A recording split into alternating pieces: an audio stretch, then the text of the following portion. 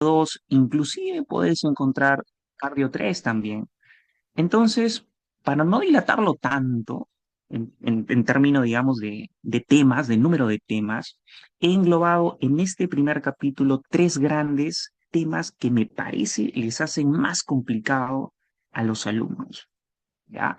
Y esos temas son, uno, insuficiencia cardíaca, su farmacología; dos, antiarrítmicos, fármacos antiarrítmicos; y número tres, antianginosos. Ahora tú me dirás, ¿no? Profe, hipertensión, ¿cómo hacemos? Hipertensión es algo tan conocido por ustedes que creo que por lo menos saben que existe un IECA y un losartán, ¿cierto? Pero eso no es todo. Hay más. Y realmente le tengo un respeto a hipertensión y a los fármacos antihipertensivos, porque trabajo en el primer nivel y en la emergencia, que me parece, ese merece un tema aparte. ¿Ya? Entonces, lo que vamos a ver hoy día, repito, son tres cosas: insuficiencia cardíaca, antiarrítmicos y antianginosos. Esos tres. Usualmente lo colocan como cardio uno o farmacología cardiovascular uno, ¿ya? Y en otra oportunidad, dependiendo ya de los organizadores, podremos ver de repente una segunda parte o invitarlos a una ponencia gratuita sobre la segunda parte que quedaría pendiente. Ok, entonces dicho eso, ya después va a venir un cierre con las preguntas que tengan. Yo espero que no haya preguntas, que quede todo claro para que ustedes también puedan ir a hacer sus cosas, ¿ya? Entonces, bueno, vamos a iniciar. Vamos a ver este video, me avisen si se escucha o no se escucha el audio. Esto está realizado con inteligencia artificial, por si acaso, ya que estamos en esta etapa viviendo ese boom de la inteligencia artificial y hay que utilizarla también para la educación. Entonces vamos a ver este video y luego me voy a escuchar algunos comentarios de usted. ¿Ya? Vamos a iniciar. Propio cuerpo ahora mismo se está librando una batalla. Fíjate, dentro de nuestro propio cuerpo ahora mismo se está librando una batalla silenciosa, constante por la ¿Se salud de escucha, nuestro doctores? corazón. Y ¿Se hoy, escucha? Para poderlo dejar ahí, ¿se escucha?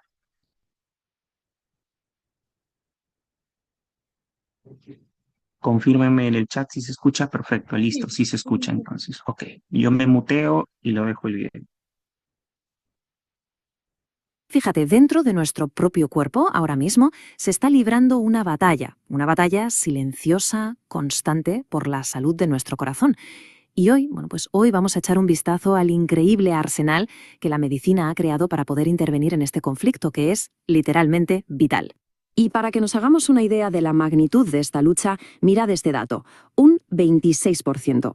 En lugares como Ecuador, las enfermedades cardiovasculares son la causa de casi el 26% de todas las muertes. Y ojo, que esto no es un problema local, es un desafío global de primerísima categoría. Entonces, la pregunta del millón es: ¿qué está pasando exactamente dentro de nuestro cuerpo? Y sobre todo, ¿cómo responde la farmacología? Venga, vamos a desglosar qué es lo que va mal y explorar las herramientas que la ciencia nos da para combatirlo.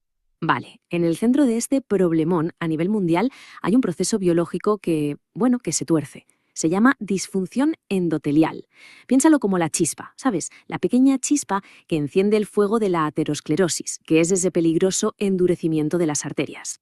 Pero claro, para entender cómo se llega a ese punto, primero tenemos que comprender el delicadísimo equilibrio que define nuestra salud cardiovascular. Es como un pulso interno, ¿verdad? Una lucha constante entre el orden y el caos dentro de nosotros. Y aquí lo vemos súper claro en estos dos estados opuestos. Por un lado tenemos la homeostasis, que es, digamos, el estado ideal, el equilibrio perfecto del sistema cardiovascular. Pero por otro lado está la homeostenosis, que es esa pérdida lenta, gradual de ese equilibrio, por la edad, por las enfermedades. La balanza, ¿ves?, poco a poco se va inclinando hacia el lado del riesgo. El tema es que esta inclinación de la balanza no siempre es tan lenta. Hay factores, sobre todo en la vida moderna, que actúan como auténticos aceleradores, empujando nuestro sistema de ese equilibrio, de la homeostasis, hacia el desequilibrio, hacia la homeostenosis, y a una velocidad que asusta. Y aquí los tenemos, los principales sospechosos, los villanos de esta historia.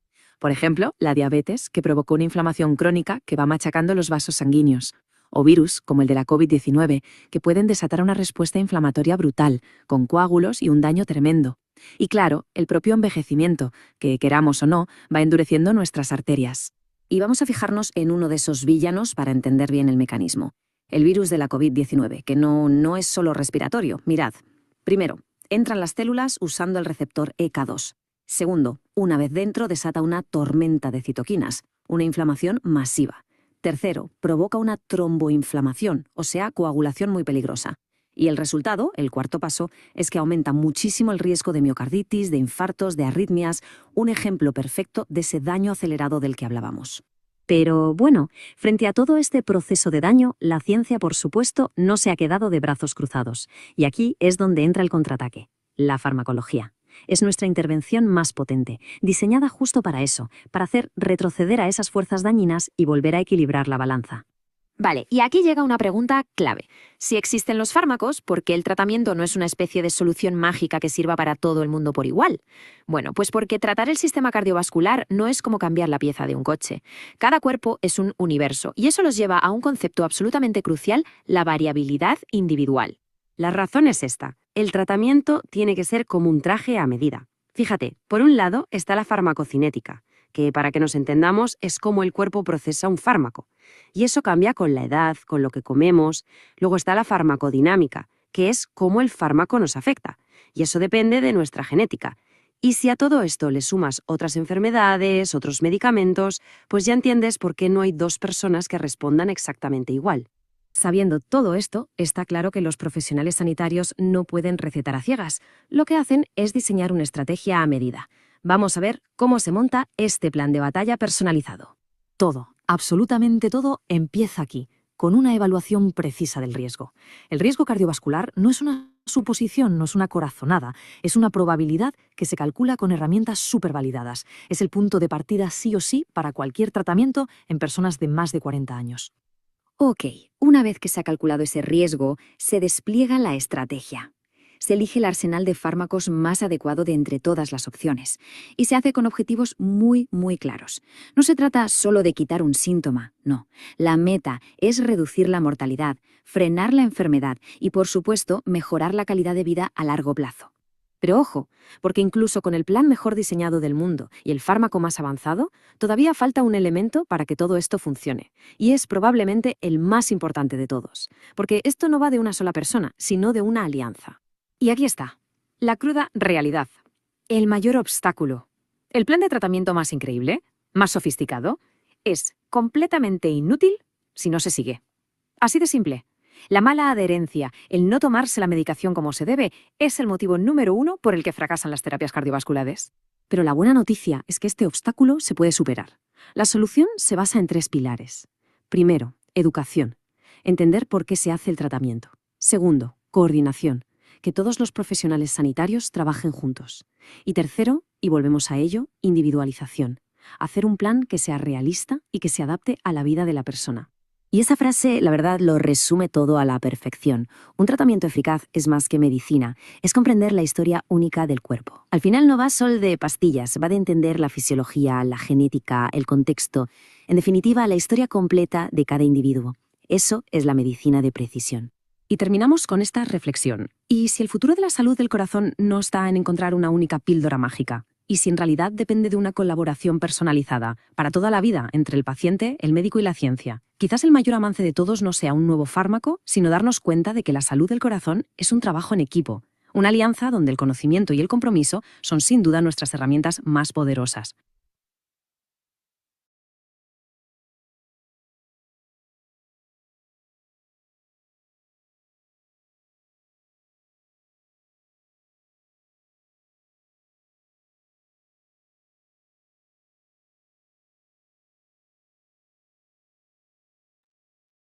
Muy bien. ¿Qué tal les ha parecido el video? A mí me parece realmente que es un excelentísimo video, pero quiero escuchar la opinión de ustedes. A los que están presentes, o bueno, los que están activos o pueden activar el micrófono antes de iniciar el tema. ¿Qué tal les ha parecido? ¿Qué han podido rescatar? ¿Les parece bien? ¿Les parece mal? ¿Algún comentario adicional?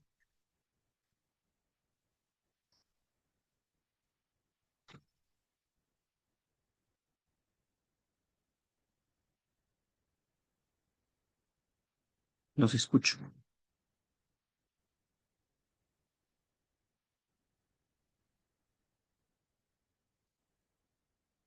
O de repente llamamos, ¿no? Para hacerlo un poquito más ameno. ¿Qué dice Eduardo? Eduardo Hernández. No sé si ha podido visualizar el video. ¿Qué opina? ¿Qué opinión tiene? Me ha parecido interesante la parte de que no todos los juegos responden de la misma forma, porque yo lo veo, tengo familiares que padecen de hipertensión y a veces le dan diferentes medicamentos y no responden igual. Ujú, exactamente, es muy buen comentario, ¿ah?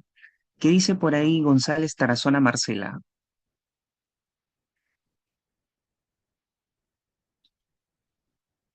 González Tarazona Marcela, ¿estará presente? Listo, no hay problema. ¿Qué dice Yasmín Sedán? ¿Algún comentario? Tampoco. De repente los hombres, ¿no? Los hombres creo que lo veo motivados. ¿Qué dice Paul Márquez?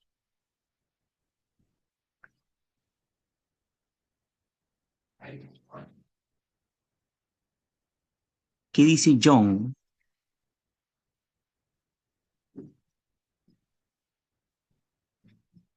Anthony Rosales, ¿algún comentario? Sí, doctor, estuvo interesante el video sobre la parte final también, que es importante recalcar que tiene que ser una colaboración mutua tanto entre el médico y el paciente, que es tanto el Ujú, médico en la forma de recetar los medicamentos adecuados, obviamente también tener en perfecto. cuenta todo el historial clínico para saber Ujú, cómo va a afectar al paciente dicho tratamiento, y ya por parte de la persona es obedecer, ¿no? O sea, eh, obedecer a dicho tratamiento. perfecto. Excelente comentario. Muy bien, gracias, doctores. Gracias por los comentarios. Y sí, efectivamente lo que dicen ustedes es correcto. ¿No? Yo voy a destacar tres cositas que lo han mencionado en el video como pilares, para que nunca se olviden ustedes, ya que me imagino que ya están dentro de poco siendo médicos también y ya van a estar en la cancha, o bien en la emergencia, o bien en el primer nivel de atención. Y ahí es donde lo van a sentir, porque muy probablemente se olviden casi la mayor parte de lo que van a aprender en esta ponencia, la farmacología. ¿Quién sabe? De repente les gusta un poquito más cirugía y se van por esa rama y descuidan poco a poco la farmacología cardiovascular, porque bueno, no lo voy a llevar, no me va a interesar. No sean así, por si acaso. Ya, ustedes como médicos que van a egresar, como médicos generales, tienen que saber un poquito de cada cosa. Ya, no a la perfección, porque nadie es perfecto. O sea, todo el conocimiento de esta charla sé que no te lo vas a llevar, pero algo vas tú a capturar de aquí. Ya, esta charla no pretende que tú te domines toda la farmacología, pero lo que sí pretende es que te dé las bases, la base, porque eso es importantísimo, la base. Un repaso de la fisiología y de la fisiopatología para poder entender cómo va a actuar el medicamento. Algunas presentaciones de los medicamentos, en alguna fotito para que sepas que de repente existen, ¿no? Y ya yo sé que después de esta charla, o cuando lleves tu curso, o si ya lo llevaste después, vas a repasar y vas a conocer un poquito más de seguro de su farmacocinética, de su farmacodinámica, y aún así nunca va a terminar el estudio de la farmacología. Eso te lo aseguro. Así que tres pilares importantes. Educación, individualiza el tratamiento y coordina el tratamiento. Esas tres cositas no te olvides. Educación, así como yo lo estoy haciendo con ustedes, brindándoles una ponencia que de aquí van a rescatar algo para su práctica. Segundo, individualiza, y eso va a depender de ti como médico, qué tanto conocimiento tienes, qué tanta experiencia tienes y qué tanto conoces a tu paciente. Dos, y que coordines. Si tú no coordinas, está de más. Recuerda que eres médico general y muy probablemente te venga una mamita diciendo, me ha visto el neumólogo, me ha visto el cardiólogo, me ha visto el gastro, y te venga con una cantidad de medicamentos enorme. es ahí en donde tú tienes que priorizar también, tienes que ajustar. Entonces, tienes una responsabilidad muy grande con la farmacología. Con esta charla no pretende que tú domines toda la fármaco cardiovascular, por si acaso. ¿Ya? Entonces, dicho eso y dándoles ese consejo, vamos a iniciar con farmacología cardiovascular, en la cual ya sabemos qué tema vamos a ver. ¿Ya? Muy bien, primero, lo primero, conceptos básicos. Vamos a tomar unos descansos también de aquí unos minutitos para que ustedes vayan, se relajen, traigan agüita, porque yo sé que va a ser un poco cansado, tal vez 2 horas, 2 horas y media. Pero bien, conceptos básicos. ¿Cómo vamos a iniciar todo? Primero conociendo obviamente el corazón, que se supone que ustedes ya por ahí lo saben, ¿no? ¿Cuál es la función principal del corazón? Más el sistema vascular, porque por ahí el tema era farmacología cardiovascular. Funciones esenciales que no hay que olvidar. El transporte de oxígeno, y eso es importante porque luego vamos a ver fármacos antianginosos.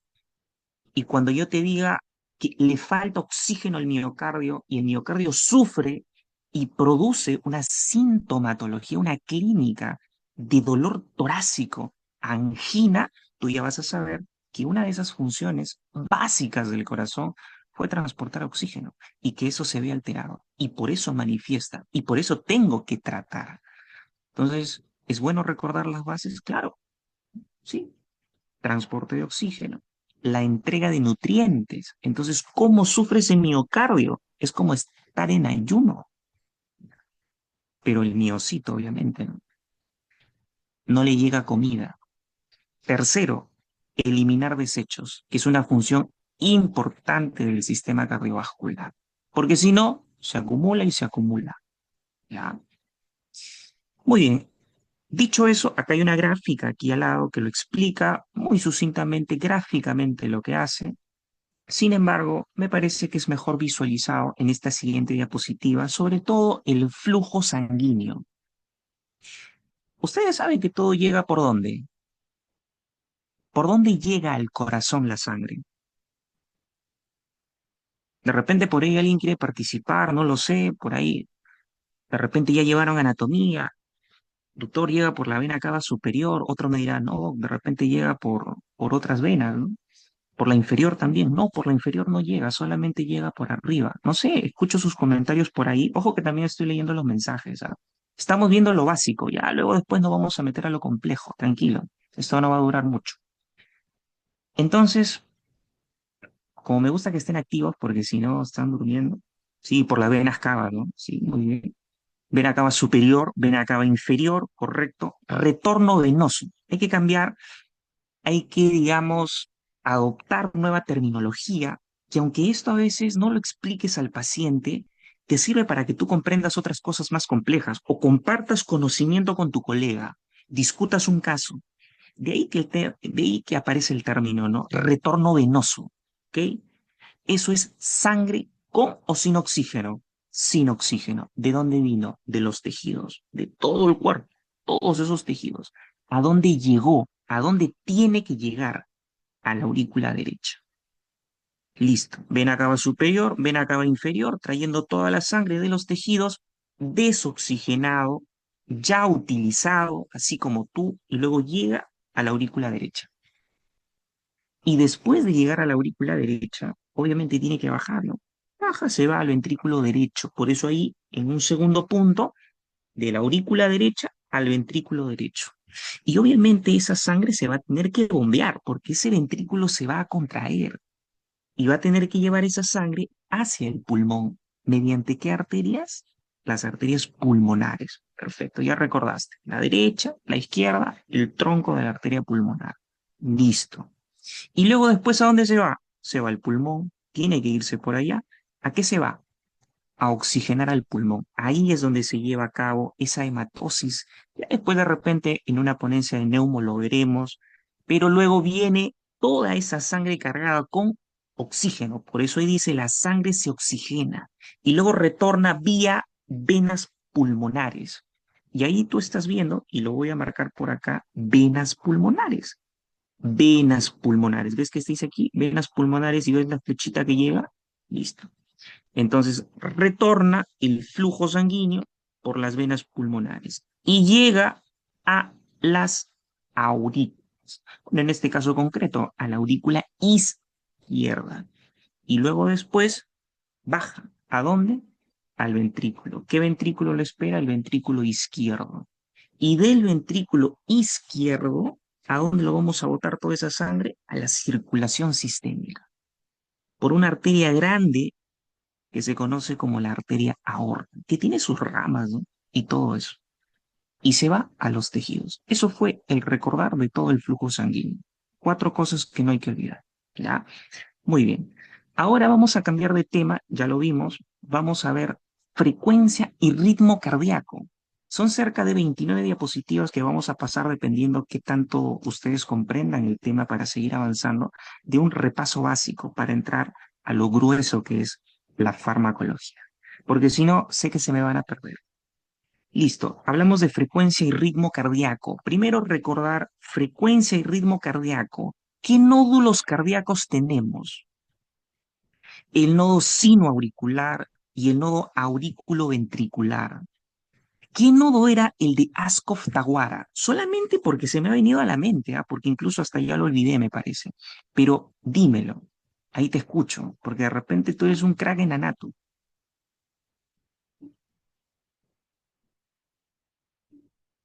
¿Cuál es el nódulo de Ascoff-Tawara?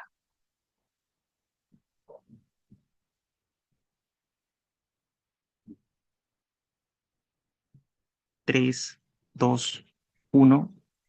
Nodo aurículo ventricular. Muy bien, Maricielo, ¿ah? Muy bien. Se ve que lo han googleado, ¿ah? Muy bien, perfecto, ya, listo, no la discutamos, no es anato. Nodo sino auricular arriba, ya chicos, aquí ve, donde dice nodo sino auricular, ahí va uno. El nodo aurículo ventricular, recordémoslos aquí que está de verde, aquí de naranja y aquí de verde. Más o menos una localización anatómica para que sepas, el nodo sino auricular se ubica en la parte superior de la aurícula derecha, cerca a la desembocadura de la vena cava superior. Bien, y el nodo aurículo ventricular en la base de la aurícula derecha. Y ahí le metes tu triángulo y lo demás, pero ya, hasta ahí estamos bien. Ya reconociste, ya te acordaste de que tenemos dos nódulos cardíacos. Vamos a hablar del nodo sinoauricular, porque es importante después lo que vamos a ver cuando veamos antiarrítmicos que llegan al nodo. ¿Ya? Listo. Marcapasos. Obviamente marcar el paso es el que da la frecuencia, se dice, ¿no? Es el que da la frecuencia. Más o menos en cuántos impulsos por minuto o cuántos impulsos por minuto da este marcapasos. Aprox cuánto. Lo que ustedes vean en amarillo, eso es pregunta de examen. Y no pregunta de examen de fisio, sino pregunta de examen de fármaco. Entonces, todas esas letras que están con amarillo, le toman fotito a la diapo, lo guardan y ya lo tienen para su examen. Ya, todo lo que está en amarillito. Ya. Entonces aquí dice que el nodo sinoauricular es el marcapasos y hay un número de impulsos, una frecuencia de impulsos por minuto. Y eso es cerca de 80. Y tú me dirás, ¿por qué 80? Porque ustedes han palpado el pulso. A ver, si hacemos el experimento, anda palpándote el pulso. ¿Ya? Vayan palpándose el pulso, cualquiera de sus pulsos, ¿ah? O sea, cualquiera de las zonas anatómicas para poder palpar el pulso. Y cuéntalo en un minuto. Tú te vas a dar cuenta que algunos por ahí me dirán 80, pero la gran mayoría me va a decir entre 60 y 70. La gran mayoría. ¿No?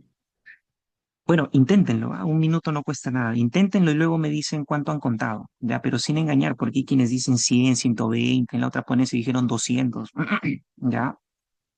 Entonces, ¿por qué les digo esto? Porque luego vamos a ver un poquito de la inervación también del corazón y nos vamos a dar cuenta de que si bien el nodo decía, vamos a marcar el paso con 80 impulsos por minuto, hay alguien que lo detiene y le dice, no, compadre, 80 no, mejor un poquito menos. Ese es el sistema nervioso parasimpático que llega al nodo vía ciertos nervios, ¿no? Listo. Entonces, 80-80 será, y ahí hay que verlo, no hay que probarlo, hay que experimentar en su cuerpo de ustedes. Ahí, algunos ya se palpó y habrá pasado un minuto, ¿no? ¿Quién habrá hecho caso por ahí? ¿Cuánto de frecuencia tiene? ¿Alguien de ustedes se ha palpado el pulso? ¿Cuánta frecuencia deben de tener?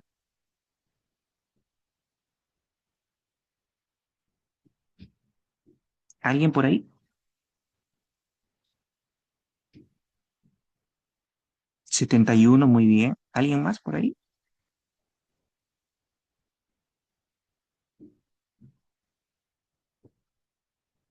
Es, esto lo que les acabo de decir es tan importante. Ahí veo que es lo que están escribiendo, ¿ah? Eso es tan importante incluso cuando tú tienes un paciente en la emergencia. Tú siempre estás controlando frecuencia cardíaca, respiratoria, signos vitales en general. Y eso es importantísimo, ¿ah?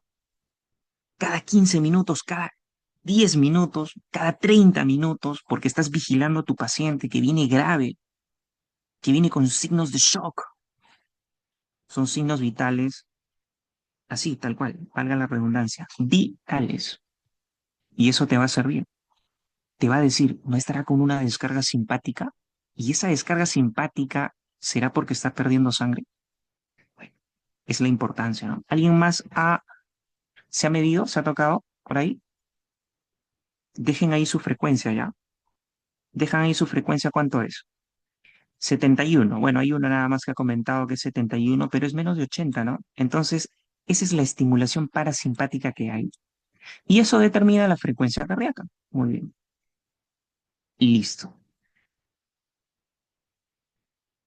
Muy bien. Ahora vamos a hablar un poquito del nodo aurículo ventricular. El nodo aurículo ventricular como tal tiene una función importante que es pregunta de examen. Retrasa el potencial de acción. Eso grábense. Retrasa el potencial de acción. Eso quiere decir que le da un tiempito, pues, ¿no? O sea, es que tómate un tiempito aquí y luego después pasas. Eso es lo que hace el nodo aurículo ventricular. Y por lo tanto, la consecuencia es de que permita el vaciamiento completo de las aurículas. Si no se tiene ese tiempo, la aurícula no se vacía completamente.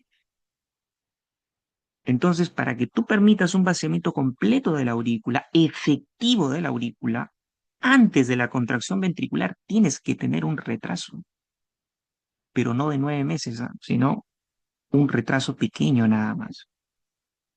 Y en la tabla de velocidad de conducción en diferentes tejidos cardíacos se ve ese enlentecimiento. Sobre todo sucede en metros por segundo, velocidad de conducción en los nodos. Ahí está. Mira, tejido, nodo sinoauricular, tejido importante, el nodo aurículo ventricular y el resto, ¿no? Que forma parte del sistema cardionector. El nodo SA tiene una velocidad de conducción de 0,05 metros por segundo y el nodo aurículo ventricular 0,05 metros por segundo. En cambio, el resto, un poquito más, ¿no?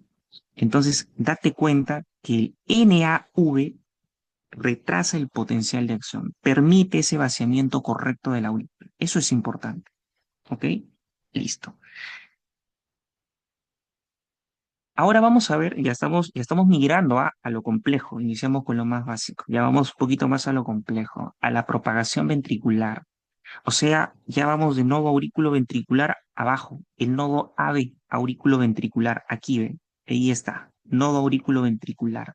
Del nodo aurículo ventricular, que tiene una localización cerca del tabique interventricular, cerca, o sea, en la base de la aurícula cerca, porque va a dar pase a quién, a las de His, a las de His, que ese sí efectivamente se encuentra en el tabique interventricular.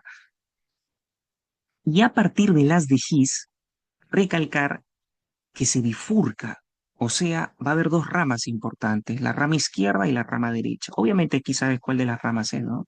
La rama derecha y la rama izquierda. Y luego después vamos a tener unas fibras que van a ser las fibras de Purkinje, que van a discurrir entre los miocitos ventriculares. Y una pregunta que yo les voy a hacer ahora, bueno, en el lapso que tengo ya de enseñar a los chicos, es una pregunta de pero de todas formas quisiera saber si ustedes lo saben o no. Son miocitos, son miocitos las células del sistema cardionector, verdadero o falso?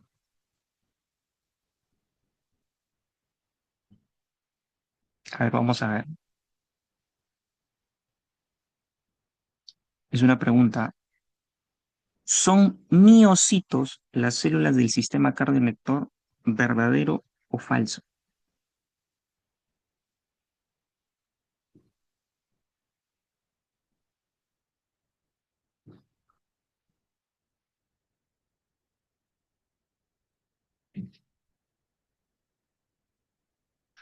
Hola,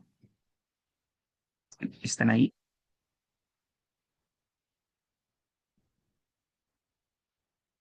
Verdadero, son miocitos entonces. ¿Todos están de acuerdo de que las células del sistema cardionector son miocitos? ¿Sí? ¿Todos de acuerdo?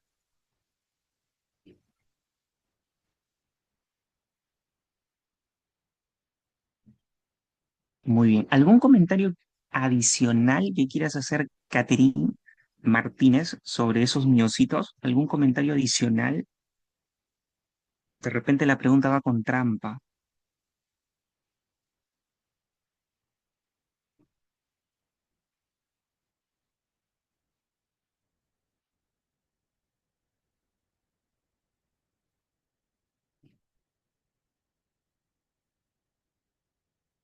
Ok, muy bien. Listo. Silencio total.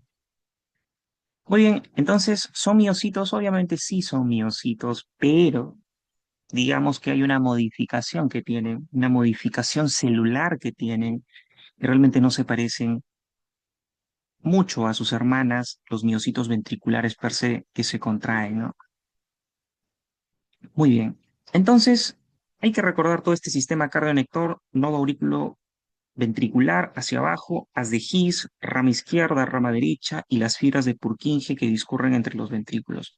El resultado es que todo sea, o todo, digamos, repercuta en una contracción efectiva, ¿no? Para eso tenemos un sistema cardionector sano.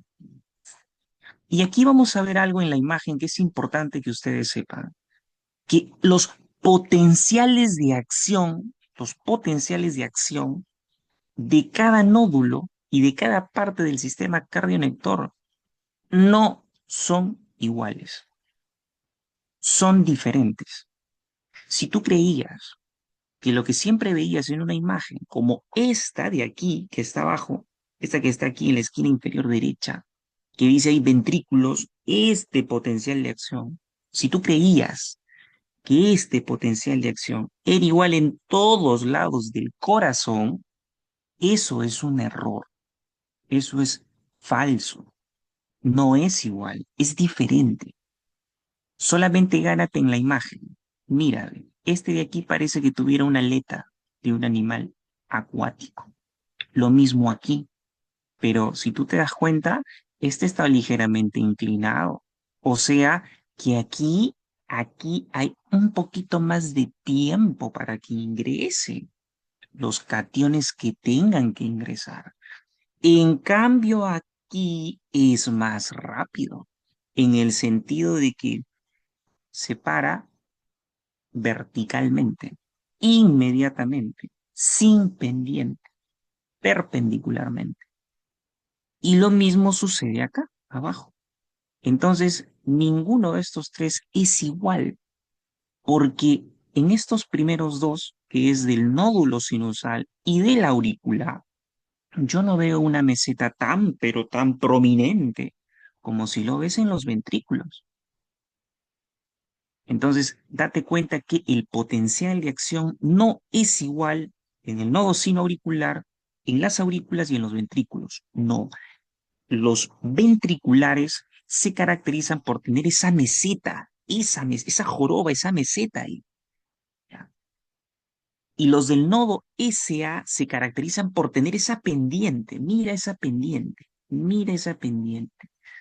Entonces, hay unas diferencias que ya lo vamos a ver para qué sirven, ¿no? De repente no sirven para nada, pero sí sirven, ¿ya?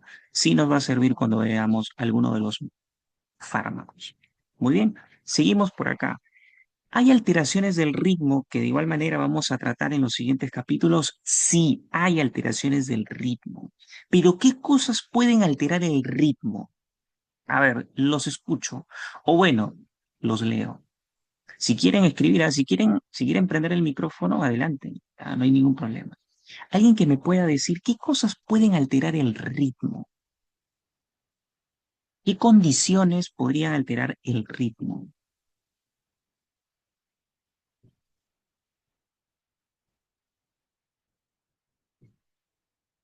Buenas tardes, ¿Qué, doctor. Bueno, qué tal? eh, lo que podrían alterar en sí el ritmo muchas veces es el estilo de vida, ¿no? Y las sustancias muy comunes, como tenemos los estimulantes, que el exceso, por ejemplo, de cafeína, lo que es la nicotina del tabaco, también lo que es el alcohol y lo que hoy en día está en todo el boom, el estrés y la ansiedad, porque liberan adrenalina. Sí, muy bien, claro, claro, sí, sin ningún problema. Excelente comentario. Y si vamos un poquito más allá de justamente ese consumo de sustancias que obviamente son nocivas, por si acaso, y si vamos un poquito más allá en el tema de las enfermedades, hay enfermedades cardiovasculares que lo englobamos dentro de las cardiopatías que generan alteraciones del ritmo. Claro, drogas, slash, fármacos que generan alteración del ritmo. O sea, que si yo me encuentro ante una arritmia y sé de por sí, o de repente no lo sé, que mi fármaco que le voy a dar causa una arritmia o alteración del ritmo, estaría contraindicado, ¿cierto? Sí. Y es por eso que a veces pasa que ciertos pacientes vienen, tú a veces no lo exploras, no le sacas un electrocardiograma, no lo ves, no te interesa, y tiene una alteración del ritmo, y tú le prescribes un fármaco proarrítmico que altera el ritmo y lo terminas matando. Entonces, hay que saber qué cosa es que el ritmo esté alterado y qué lo produce. Cardiopatías que necesitan evaluarlos tal vez con un ecocardiograma, cardiopatías estructurales, fármacos que esté consumiendo, fármacos que esté consumiendo, hormonas también pueden alterar el ritmo sinusal, claro que sí. Y ahí justamente cuando ustedes encuentren esto, van a tener el foco ahí que se les prende terapéutico y van a decir, no, aquí hay que restaurarle el ritmo normal porque ese está arrítmico. Muy bien. Y uno de los ejemplos clásicos, digo clásicos porque es uno de los más fáciles y es algo que de repente les puede venir en su examen o de repente lo van a ver también con frecuencia en la clínica, es la fibrilación auricular. La fibrilación auricular ya de por sí no tiene una contracción efectiva, no tiene una contracción efectiva, no tiene esa patadita auricular, es una contracción auricular caótica. Ya ustedes de repente lo han visto en semiología, o de repente lo han estudiado en fisiopatología, pero más o menos aquí te hago el recordar porque vas a escuchar FA, FA en toda la ponencia y por eso te traigo un esquema. Ahí está, ve, fibrilación auricular AF. AF dice fibrilación auricular aquí, ve.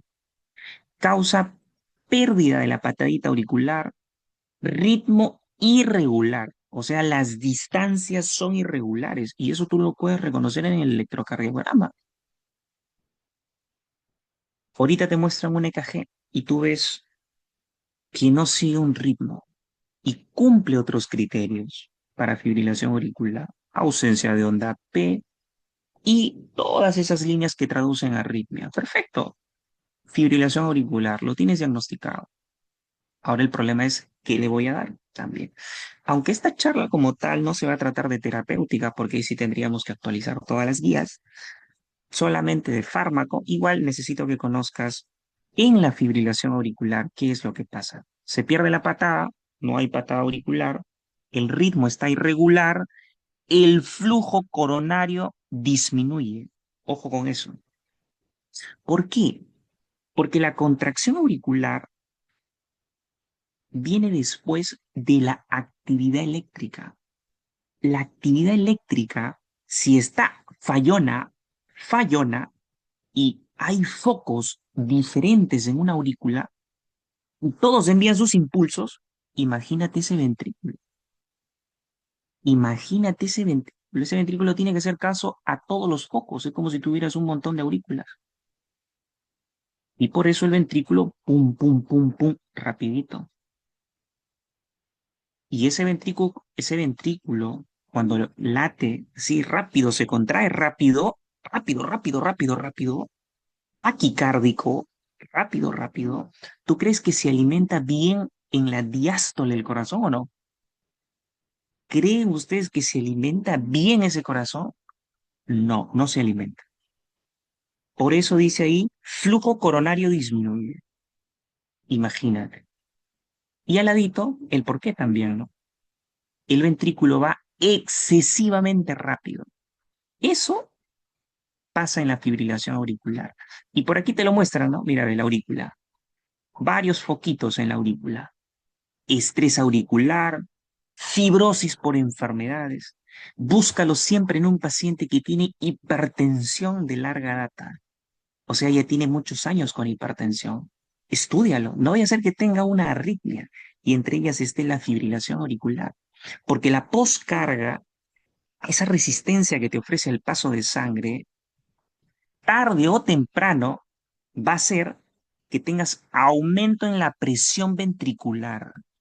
Y tarde o temprano ese aumento en la presión ventricular le va a pasar la voz a la aurícula, arriba. Y la aurícula lo va a sentir con presión, presión y presión y presión. Y se va a fibrosar porque también se inflama. Obviamente, es tejido, se fibrosa. Se fibrosa, se estresa, tiene alteraciones en sus cationes, en el ingreso y la salida, y al final todo provoca fibrilación auricular, junto con su alteración del ritmo. Entonces, ojo con eso, ese recordar del fisiopato de la fibrilación auricular. ¿Ya? Entonces, no lo olvides. Muy bien, listo. Con respecto al potencial de acción cardíaco, como lo he dicho hace un momento, en el nódulo, en la aurícula y en los ventrículos es diferente. Tiene una forma, una morfología diferente según su origen. Y lo vamos a estudiar aquí. Casi la gran mayoría cumple con esto, pero obviamente no va a ser igual en todos, ¿ya? Por si acaso. Pero vamos primero dividiéndolo. Vamos a ver primero las células no nodales. ¿Qué significan las no nodales? La que no es nodo sinoauricular y la que no es nodo auriculoventricular. O sea, estamos hablando netamente de ventrículos, de miocitos que sí se contraen. ¿Cuánto es su potencial de membrana en reposo? Eso también ha sido pregunta, pero quizás más difícil. -85. Ojo, anda grabándolo. -85. Si no puedes grabarte el número, no te obligo, pero por lo menos tienes que saber que es negativo. Potencial de membrana en reposo de un miocito que se contrae es -85 milivoltios. Y ahí es donde iniciamos con las fases. Profesor, pero este es fisio. Aguanta. Que cuando nosotros veamos antiarrítmicos, vamos a decir, estos atacan en tal fase. Estos atacan en tal fase y estos también. Por lo tanto, la prolongan y tú vas a estar, ¿cuál era? Ya.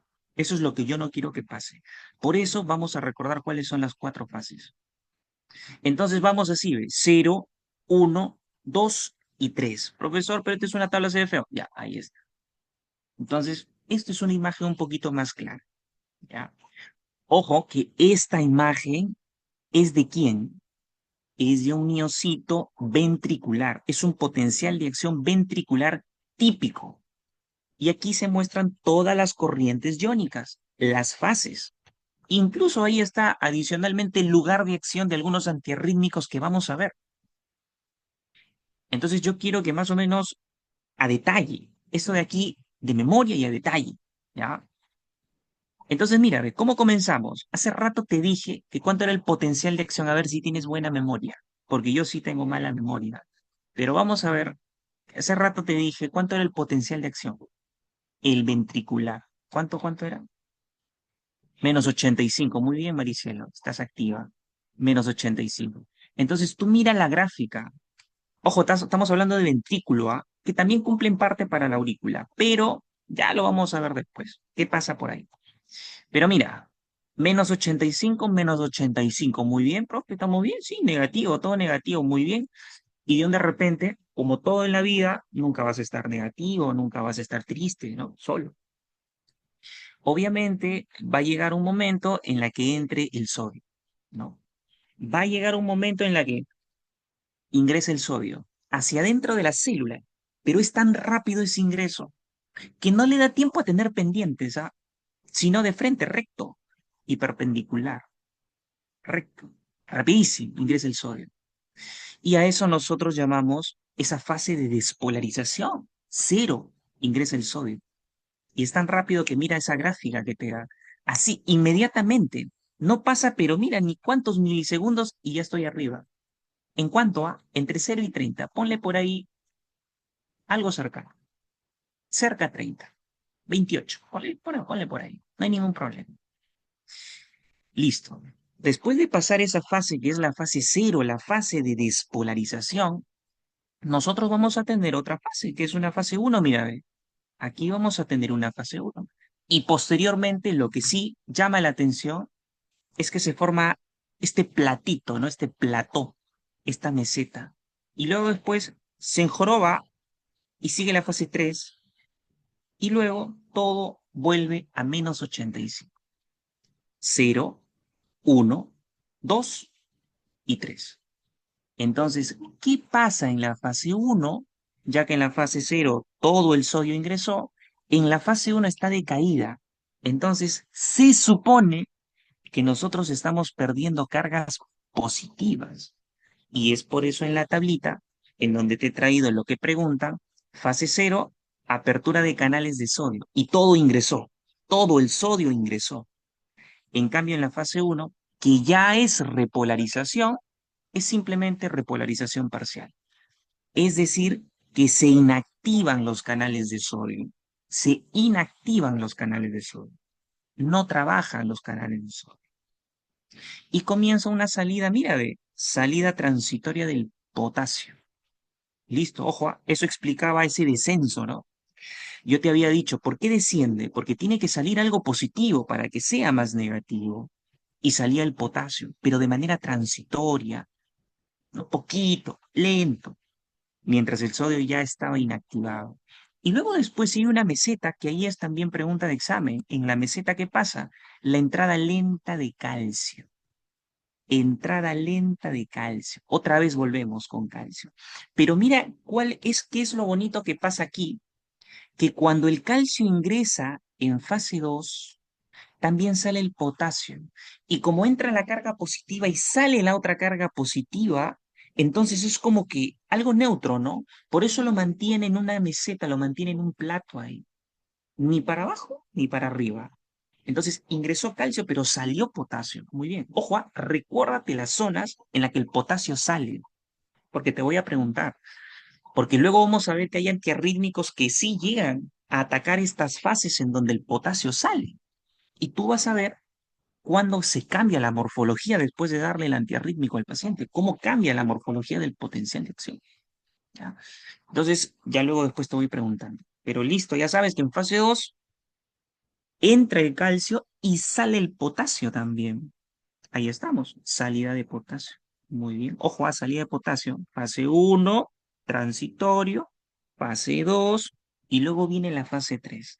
Aquí estamos ya en repolarización franca. Repolarización franca. Se inactivó el calcio. Eso quiere decir que hasta aquí no me llegaste calcio, tú no entras. Pero sí, pregunta de examen, la conductancia al potasio se dispara. Y como se dispara la conductancia al potasio, hay unos canales que son los I, canales I, que son corrientes de potasio, que obviamente van a salir para que se dé la repolarización completa. Porque el potasio cuando sale, toda la célula se vuelve negativa y vuelve a menos 85. Y eso es lo que pasa. Ahora yo te voy a preguntar, a ver si tú me has prestado atención, ¿en dónde sale el potasio? Quiero que me digas en qué fase sale el potasio.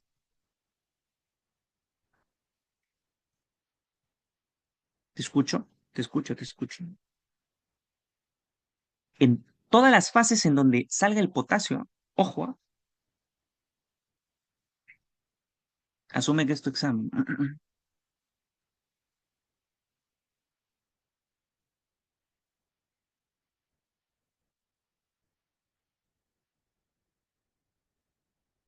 Hola, hola. Por aquí dicen meseta, por aquí dicen segunda, meseta. ¿Qué más? ¿Por dónde más sale el potasio?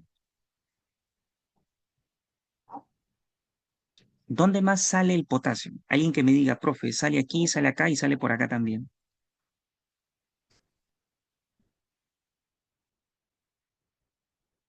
¿Alguien? Estoy preguntando, ¿en dónde sale el potasio? ¿En qué fases sale el potasio?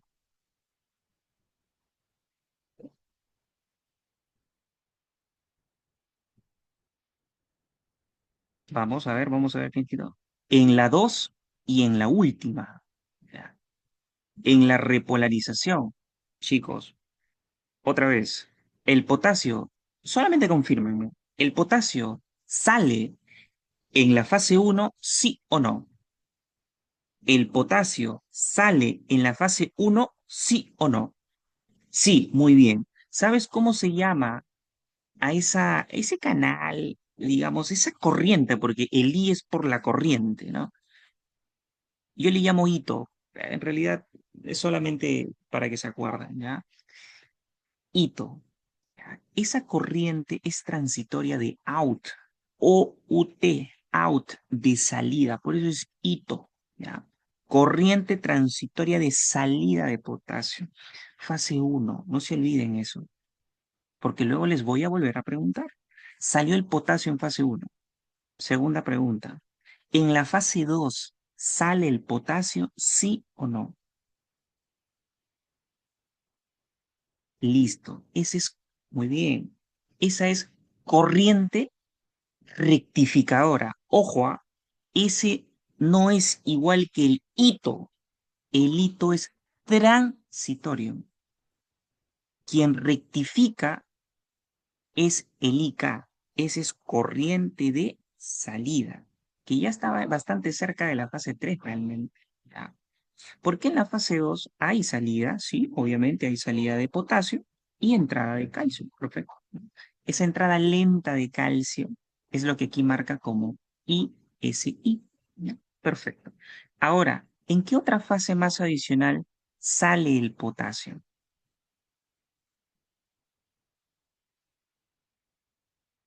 Muy bien. Entonces, perdón. En la fase 3 aumentó la conductancia al potasio.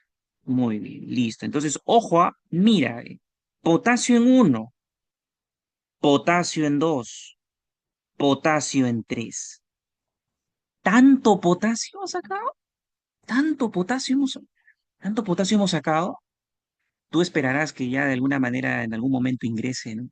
El potasio. Tiene que, ¿no? Tendría que ingresar. Y aquí ya estamos hablando, incluso por acá, por aquí, ya estamos hablando de la bomba sodio-potasio que tiene que hacer su chamba, ¿no? ¿Cuál es la chamba de la bomba sodio-potasio? Va a preguntar, ¿ah? ¿Cuál es el trabajo de la bomba sodio-potasio? A ver si te acuerdas tu oficio. ¿Cuál es el trabajo de la bomba sodio-potasio?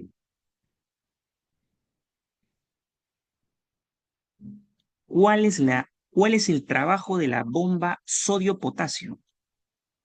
¿Cuánto saca y cuánto mete? ¿Y qué cosa saca y qué cosa mete?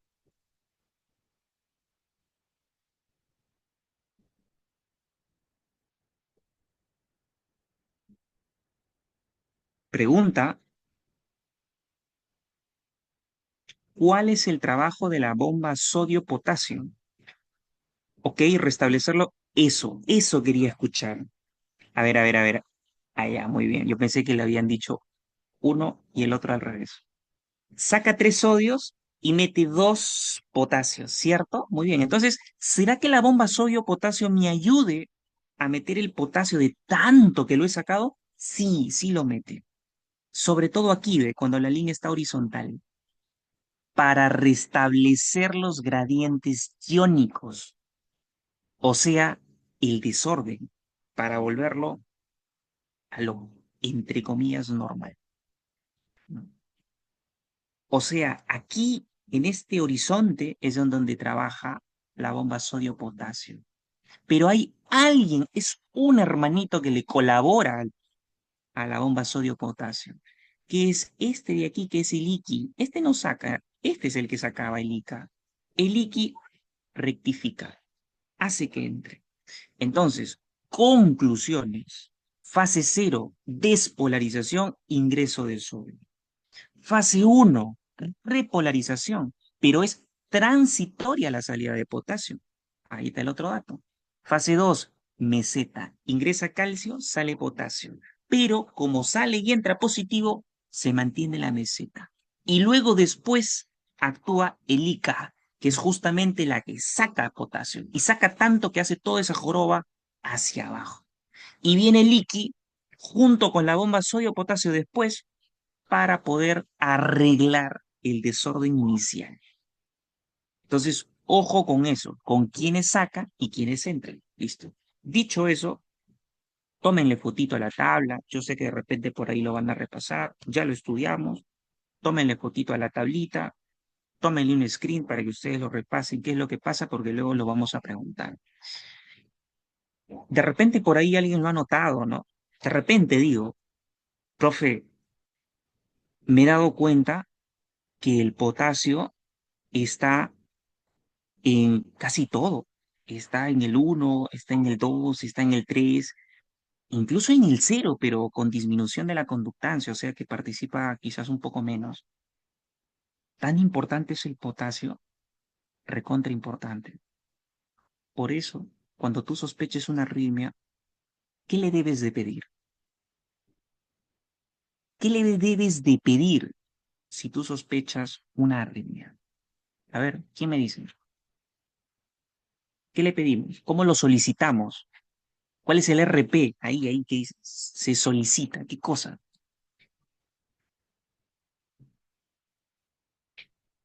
A ver, pregunta.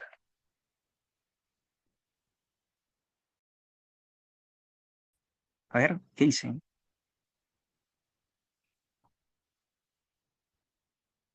¿Qué dice Luis Medrano? ¿Qué dice Paul Márquez? ¿Qué dice Yasmín? ¿Qué le pedimos? Sospechamos una arritmia. ¿Qué le pedimos?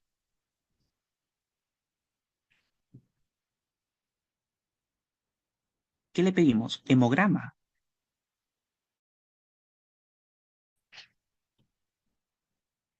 A ver, ¿qué le pedimos? A ver, vamos a ver. Doctor, le pedimos Niveles. un electrocardiograma. Ya. Ya. Ujú. Tentativo, tentativo. Sí, sí, sí, puede ser. Sí. Algo más, algo más importante. Obviamente es importante, ¿no? Pero otro más.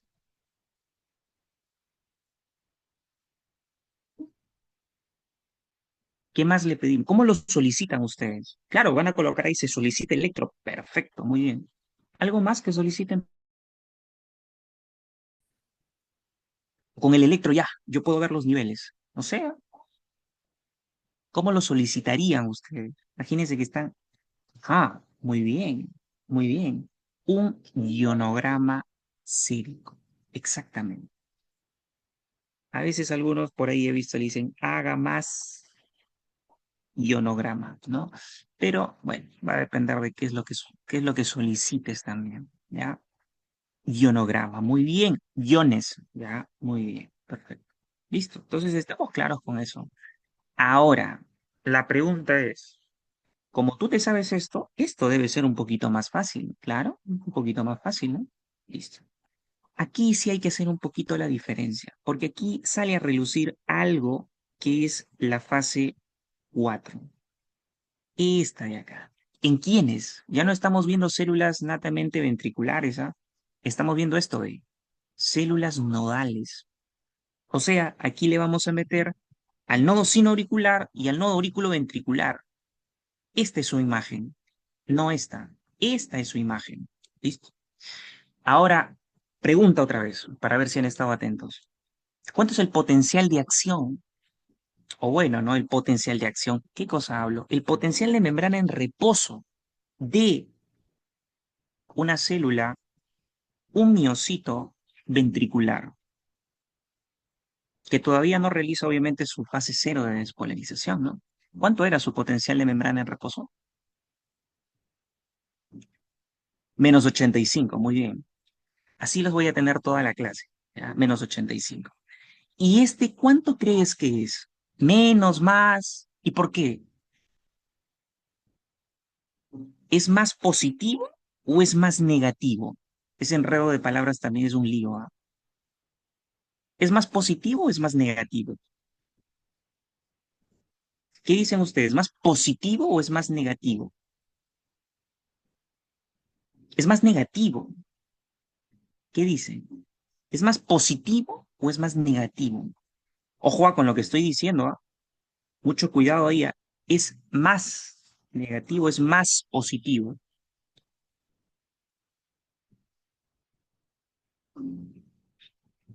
¿Alguien por ahí? Más positivo. Muy bien. No he dicho que es positivo, he dicho que es más positivo a comparación de. Entonces, si ustedes se dan cuenta, hace rato dije que el potencial de membrana en reposo era de menos 85 en un miocito ventricular que se contrae, pero aquí es menos 65, menos 60, o sea, es más positivo. Se acerca al cero, para que me puedas entender. Se acerca al cero. En cambio, el otro se alejaba demasiado. Solamente con esta diferencia nada más, ¿quién crees tú que está próximo a desencadenar un potencial? ¿El que está más lejos? ¿El de menos 85 o el de menos 65? ¿Quién está más cerca de realizar el potencial? ¿Quién?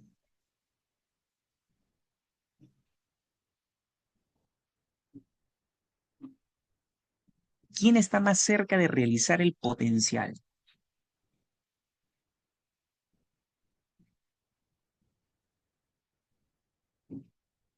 ¿El de menos 60 o el de menos 85?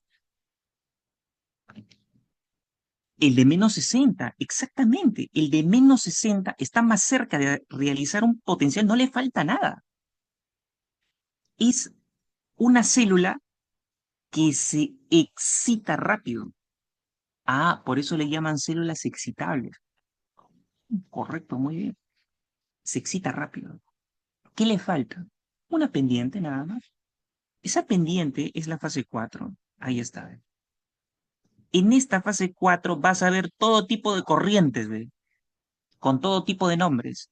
ISI, IF, IST. Profe, me lo tengo que grabar todo. En realidad, quizás si quieres ser electrofisiólogo, grábate. Lo que sí te voy a pedir es que te acuerdes de este que está en el medio, este que está en el medio, que es la IF, que es corriente Fanny. Y como sé que has llevado inglés, la corriente Fanny es corriente. ¿Cuál es la traducción de corriente Fanny?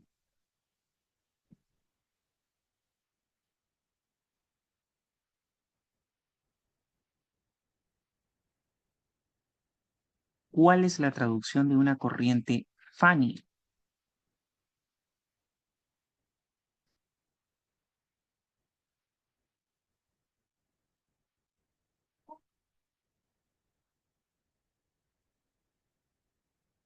Hola, ¿están ahí? Hola, hola,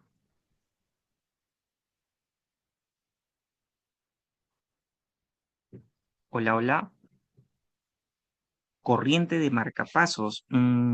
Ya, pero digamos como traducción nada más. ¿Qué cosa es corriente Fanny?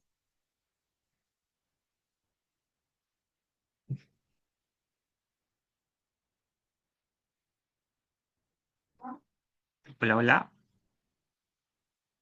Nada, muy bien. Entonces tenemos que volver todos a hacer otra vez, acudir al centro de idiomas. Corriente funny, corriente graciosa, corriente peculiar o la famosa corriente IF. Esa de ahí no quiero que te olvides. Y bueno, no creo que lo olvides tampoco, ¿no? Es la corriente alegre, ¿no? La corriente peculiar. Peculiar. IF. Y esta IF es importantísima. ¿Por qué? Porque hace esto, mira, ve. El IF es una corriente anómala que transporta o es transportada por iones sodio y calcio. O sea, el sodio y el calcio pasan formando esa corriente IF. Y por lo tanto, ese ingreso de sodio, ese ingreso de calcio, que va a ser el más importante justamente aquí en estos potenciales, va a formar esta pendiente de despolarización hacia la despolarización y crear el potencial de acción de las células nodales.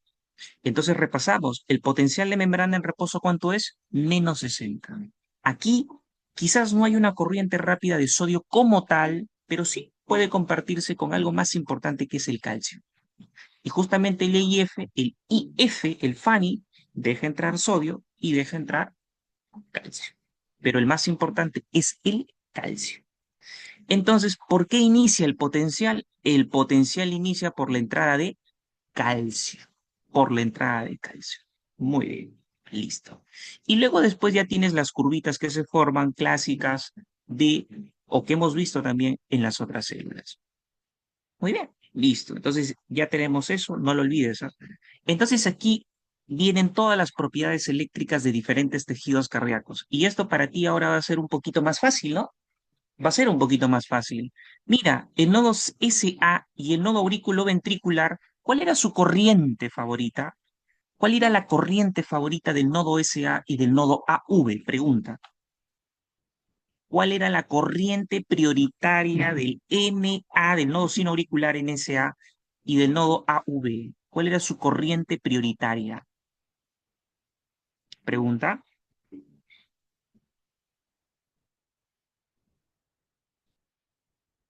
Repito la pregunta. ¿Cuál era la corriente prioritaria del nodo auriculoventricular y del nodo sino auricular?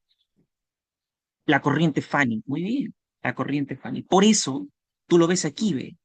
Corriente Fanny y corriente Fanny. Pero también una corriente de calcio aislada y una corriente de calcio aislada. Y también de potasio. O sea que, profe, aquí ingresan todos los cationes, claro. Ingresan con una barbaridad y te da esa pendiente rapidísima, excitable, clásica de estas células nodales. En cambio, mira por aquí, ve, el músculo auricular, ve. El músculo auricular no tiene corriente Fanny, solamente tiene corriente de sodio, corriente de calcio, de potasio. Mira el músculo ventricular, ve. El músculo ventricular, igualito, lo que hemos visto, tiene corriente de sodio en su fase cero, tiene corriente de calcio en la fase 2, tiene corriente de potasio en diferentes fases. Y aquí hay algo que destacan siempre, ¿no? Y las fibras de Purkinje, una vez me lo preguntaron en fisiología, ¿tiene corriente Fanny? Sí, tiene corriente Fanny. Entonces, ojo con eso, por si acaso. Listo. Muy bien. Muy bien. La fase 4 es una fase que, aunque lo hemos visto en algunas fotos como esta, por ejemplo, mira, ve, fase 4 que es justamente clásico de los pacemakers, de los marcapasos.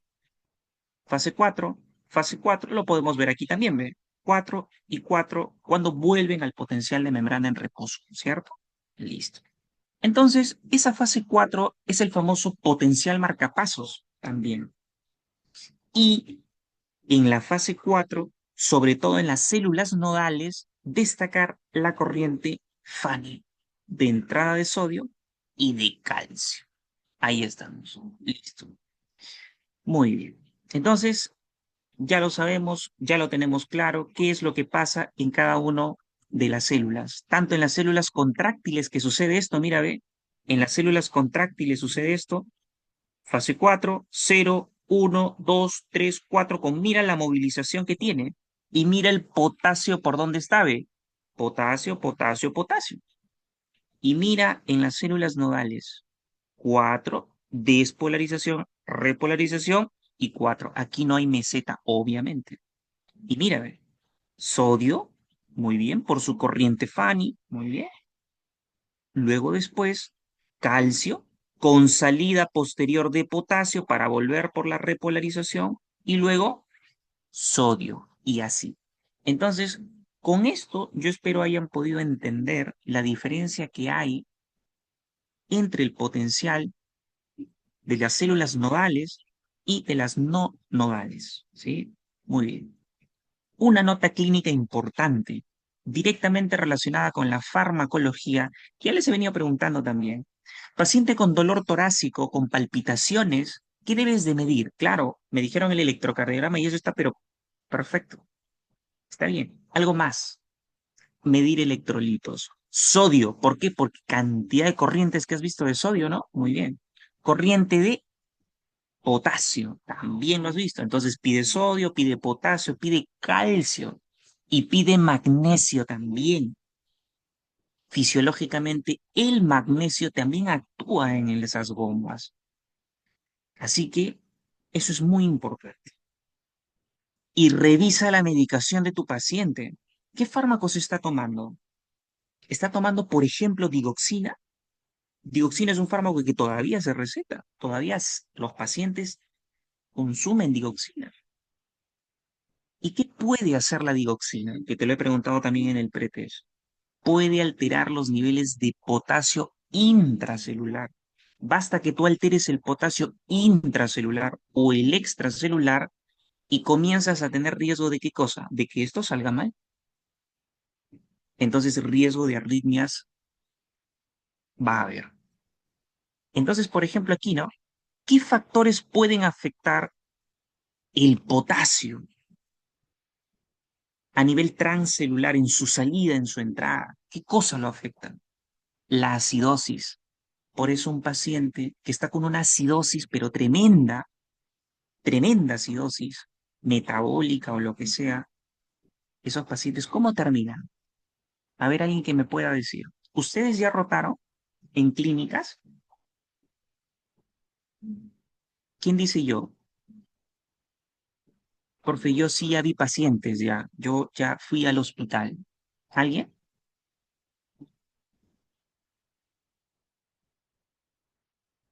¿Alguien por ahí?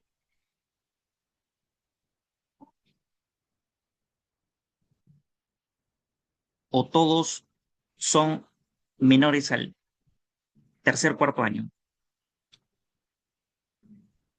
Hola, por ahí. ¿Qué dice Yasmín? Yasmín Adaut. ¿Qué dice Luis Medrano? ¿Qué dice Maricielo? ¿Qué dice Anthony? ¿Han visto pacientes todavía? Pregunta. Aún no ven pacientes, correcto. ¿Alguien más? De repente alguien ya ha visto pacientes, es un poquito mayor en, digamos, en ese sentido en los años. Todavía. ¿Nadie?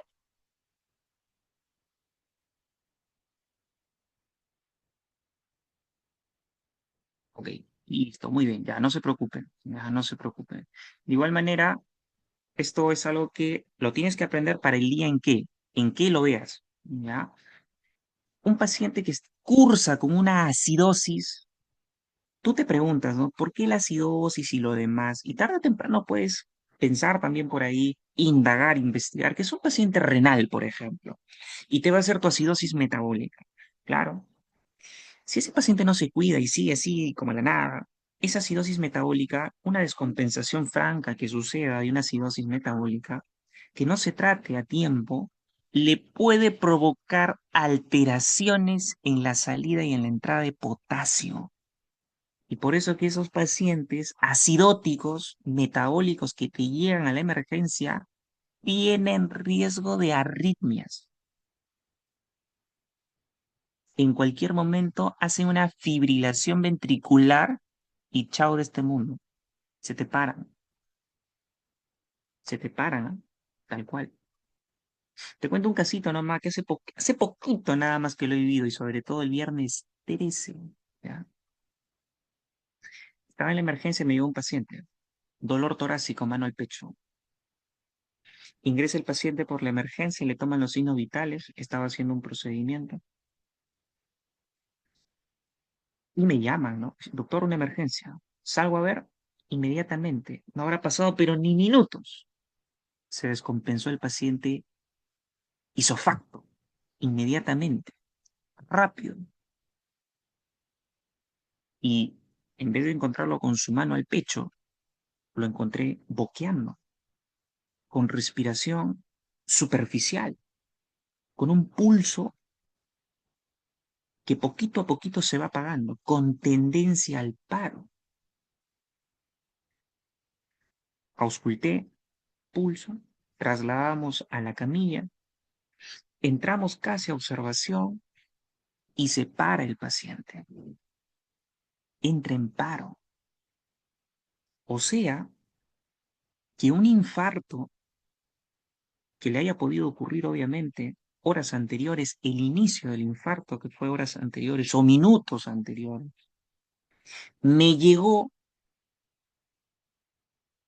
pero me llegó todavía con la mano en el pecho, o sea que ni tan descompensado todavía, pero sí estaba con su presión alta y todo lo demás, pero esos pacientes rápidamente se descompensan. ¿Y sabes dónde está el plus? Que no solamente era infarto, sino era un paciente con una insuficiencia renal crónica estadio 5, o sea, en diálisis,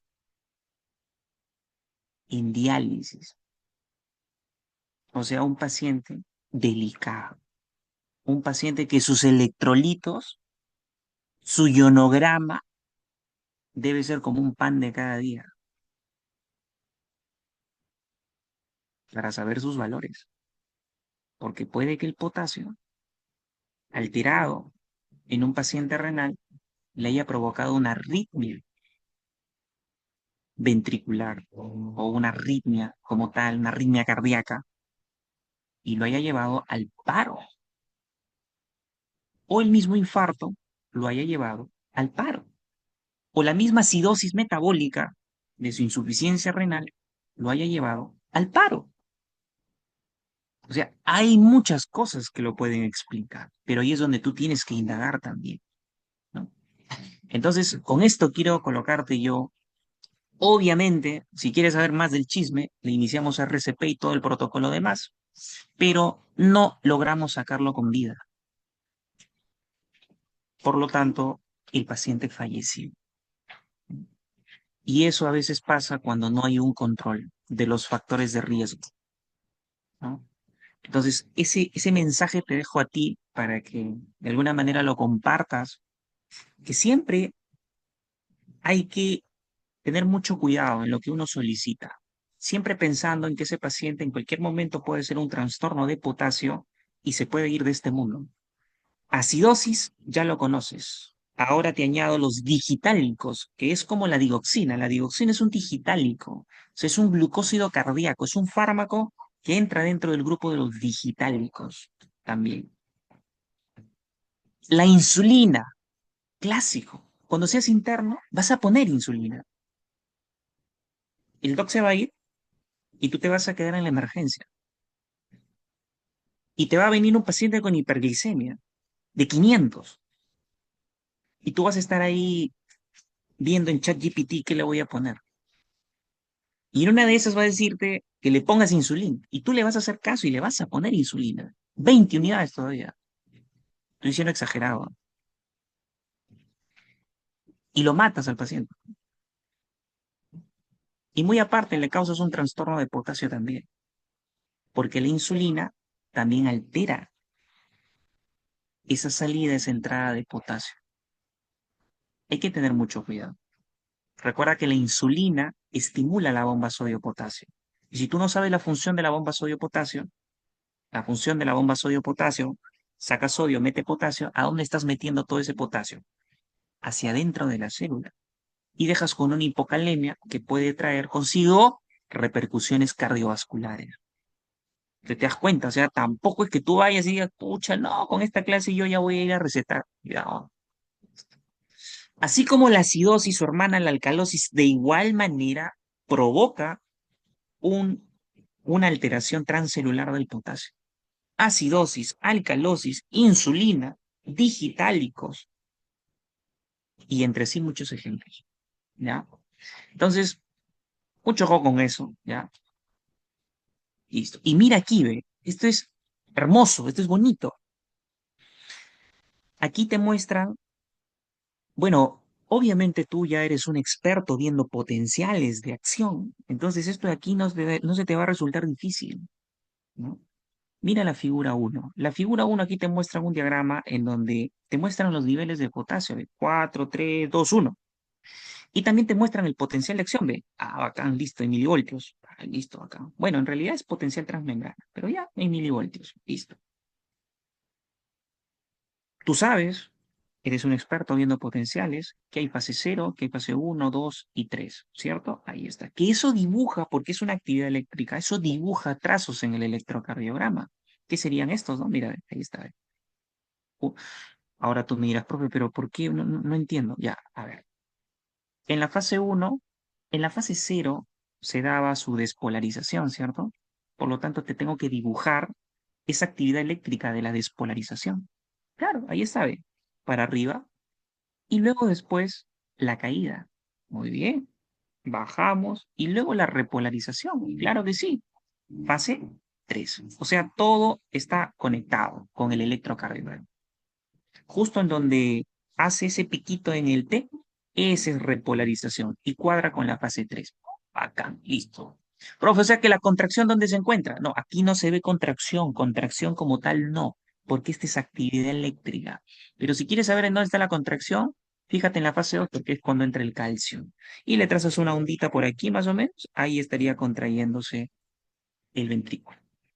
Listo, entonces como tú ya sabes qué es lo que observas, quiero que veas cómo cambia, así como cambian los niveles de potasio. Entonces, aquí sí viene una pregunta que es un poco particular de fisio. A ver, ¿cuáles son los niveles de potasio extracelular? Eso sí, mínimo, ¿no? Ya, ahí sí quiero que me respondas. ¿Cuáles son los niveles de potasio extracelular? ¿Alguien por ahí? Niveles de potasio extracelular.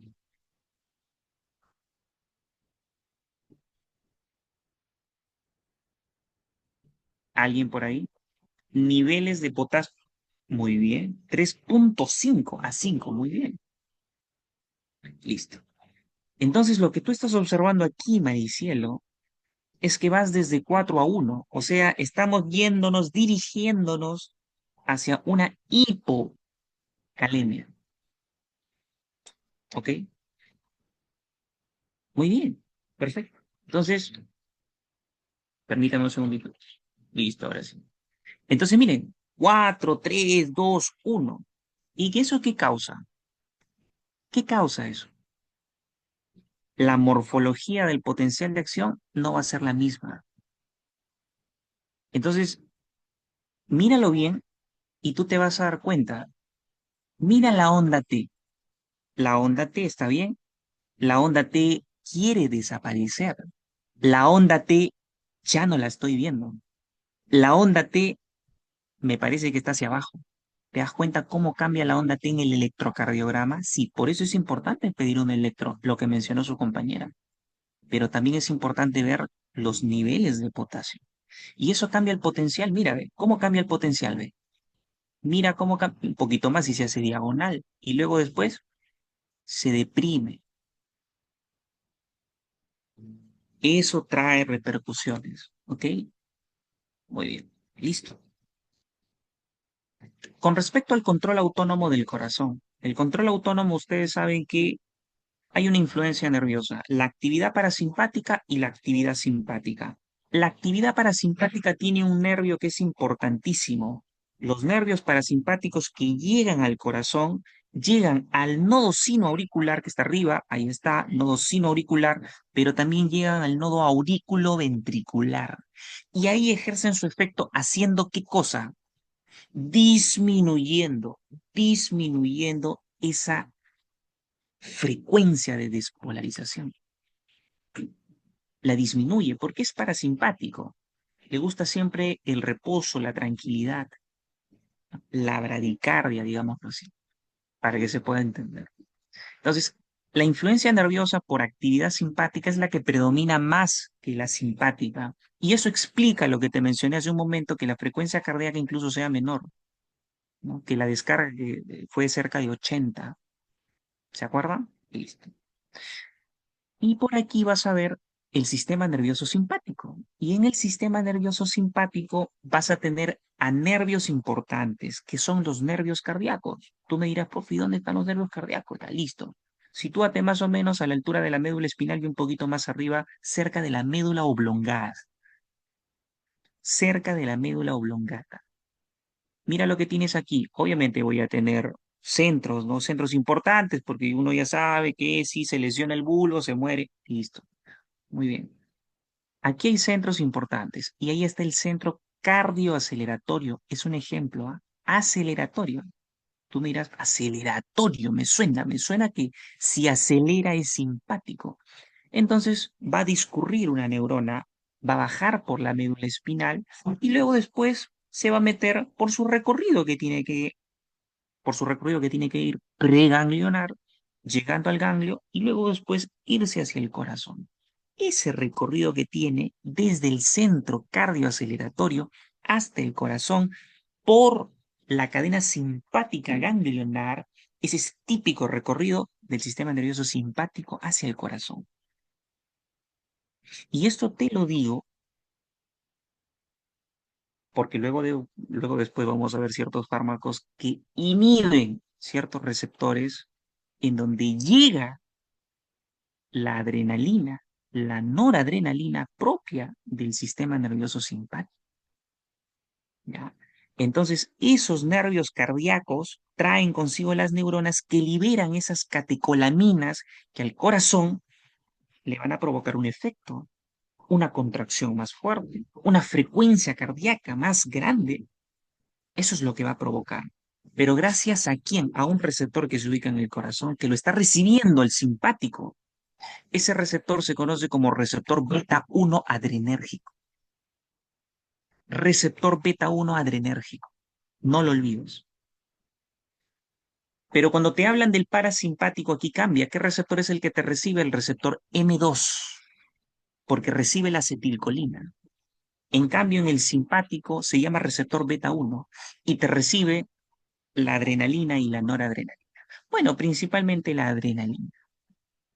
Listo. Muy bien. Mecanismos. ¿Por qué los mecanismos son importantes? Porque cuando tú encuentres un fármaco que inhibe cierto receptor, tú tienes que saber la vía de señalización aguas abajo que también se inhibe. Entonces, ¿cuál es el mecanismo por el cual ese estímulo simpático, esas catecolaminas que se liberan desde los nervios cardíacos hacia el corazón, que estimulan receptores beta 1, van a provocar cierto efecto? ¿Cuál es el mecanismo que pasa? Activación primero. Activación de una proteína que lo vamos a ver en un esquema más adelante, que es la adenililciclasa, típico de fisiología. Adenililciclasa produce aumento de ANP cíclico y ese aumento de ANP cíclico causa aumento del calcio intracelular. Tenemos calcio. Si tenemos calcio, ¿qué tenemos? Buena contracción. Si tú tienes calcio, tienes buena contracción y también tienes buena frecuencia. Entonces, ¿qué crees que produce el estímulo del receptor beta 1? Taquicardia, claro, taquicardia. Y un ionotropismo positivo, una contracción efectiva, fuerte. En cambio, en el parasimpático, la llegada de la acetilcolina a sus receptores M2 que se ubican en el corazón tienen otro mecanismo. Claro, activan a la adenililciclasa, sí, pero te bajan los niveles de AMP cíclico, te lo llevan al suelo y por lo tanto el calcio intracelular baja y por lo tanto cae tu frecuencia y cae tu contracción también. Ahora llevémoslos a lo que ustedes ya saben. Ustedes saben de por sí que el calcio no solamente está en la musculatura ventricular ni en la auricular, en el miocito contráctil nomás no está. ¿En dónde está? En las células nodales, en el aurículo ventricular y en el nodo sinoauricular. Ahí están. Ahí también hay calcio, ¿cierto? Sí, porque lo hemos visto en una tabla que decía corriente de calcio. Habíamos visto que la corriente Fanny también mete calcio. ¿Sí? ¿Sí? ¿Se acuerdan? ¿Se acuerdan de eso? Sí. Entonces la pregunta es, ¿el sistema nervioso parasimpático qué hace llegando al nodo sinoauricular y qué hace llegando al nodo aurículo-ventricular? El parasimpático, ¿ah? Alguien que me responda. ¿Qué hace llegando el sistema nervioso parasimpático al nodo aurículo-ventricular y al nodo sinusal? ¿Qué hace? Si tú me respondes, profe, disminuye la frecuencia y la contracción, me estás hablando del miocito que se contrae. Yo estoy hablando de las células nodales. ¿Qué hacen las células nodales? ¿Qué te esperas que hagan las células nodales? Te escucho.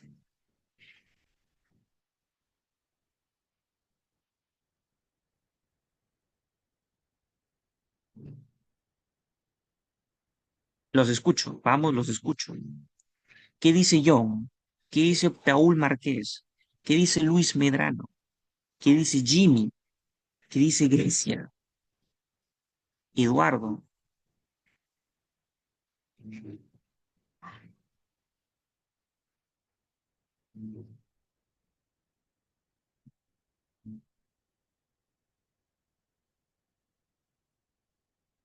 Hace que las células se hiperpolaricen. Mm, ¿Seguro? ¿Seguro? ¿No seguro? Sí, no. Liberación de acetilcolina. Sí, no. Repito la pregunta. Cíñanse a la pregunta. El sistema nervioso parasimpático que llega a los nodos, a las células nodales, que también trabajan con calcio, ¿qué crees que les hacen a estas células? Porque es sencillo saber en el músculo que se contrae, en el miocito que se contrae, baja la frecuencia y la contracción, ¿no? Baja, ¿cierto? ¿No? La contracción es un poquito más, digamos, no es tan fuerte como en el sistema nervioso simpático, pero en las células nodales no pasará algo tan peculiar, algo diferente.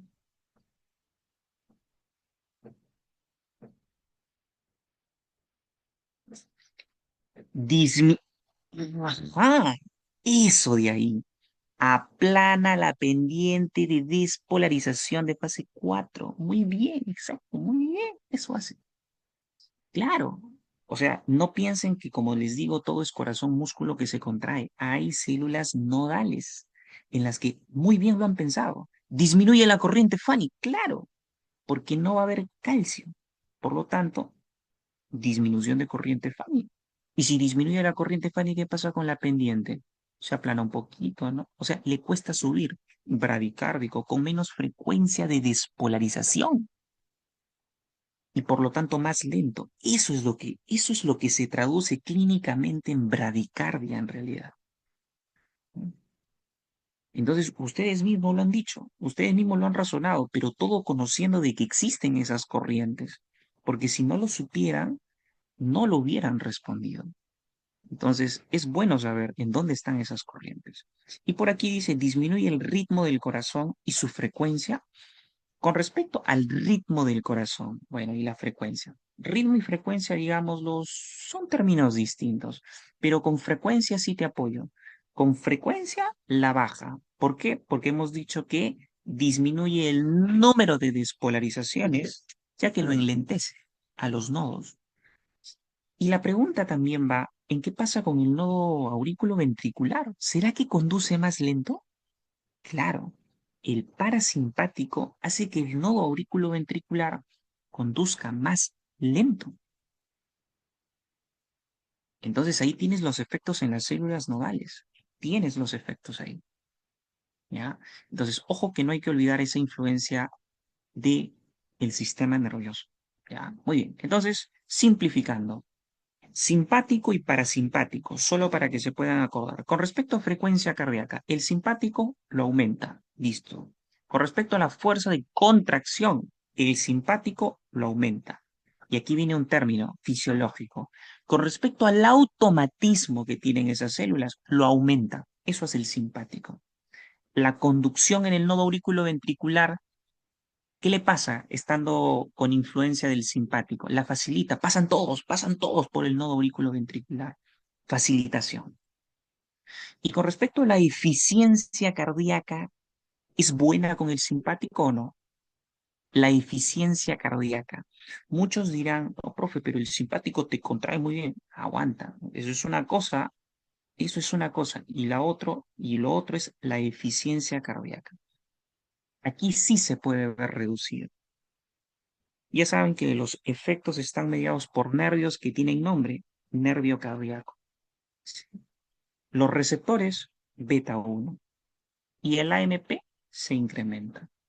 En cambio, en el parasimpático quizás es lo contrario, ¿no? Con disminución de frecuencia, con disminución de la fuerza de contracción, con un automatismo disminuido, o sea, un número de despolarizaciones disminuidas, con aplanamiento dependiente. Se inhibe la conducción en el nodo auriculoventricular, conocidísimo. La eficiencia cardíaca aquí aumenta porque es un poquito más lento, por lo menos es efectiva. Listo. Eso significa que se llenan muy bien los ventrículos y con todo ese llenado se expulsa. Listo. Muy bien. Con respecto al nervio, el nervio vago está siempre participante en lo parasimpático. Y los receptores son los M2. Y el efecto de la MP son contrarios.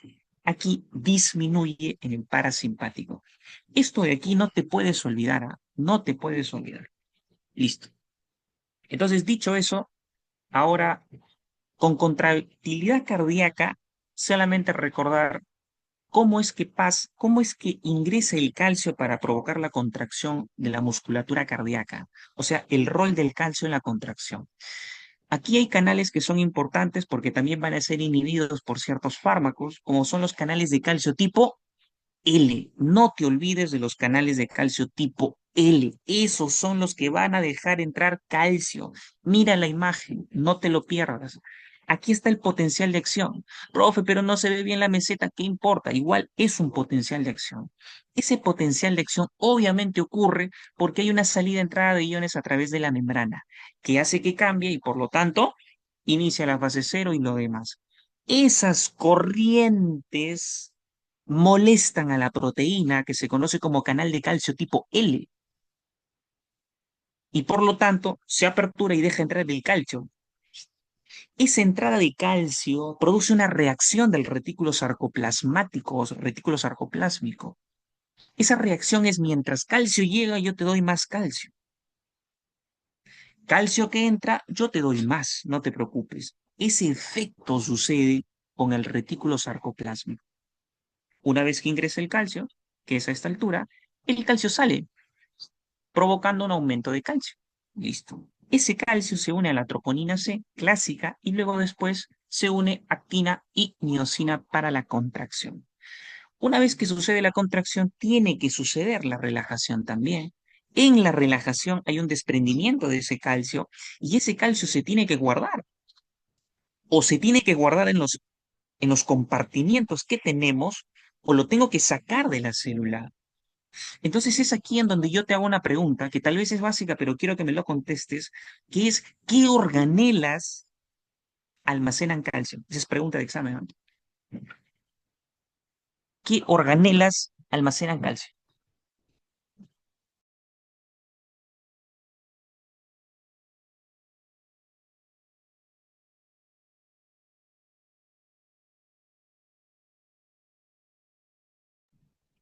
Hola, pregunto otra vez.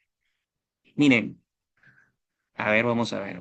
¿Qué más han respondido? Retículo sarcoplásmico, ok. Necesito tres. Tres necesito. Ya hacemos esto.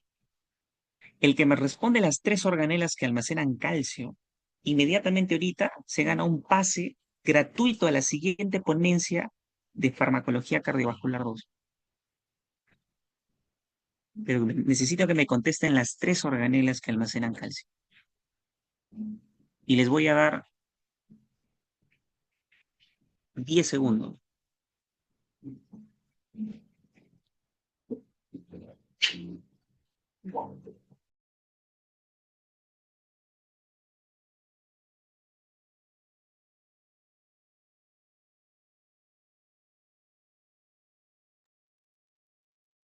Muy bien. Entonces, bueno, nadie quiere ir a la ponencia, a la siguiente ponencia de la parte 2, por lo que veo.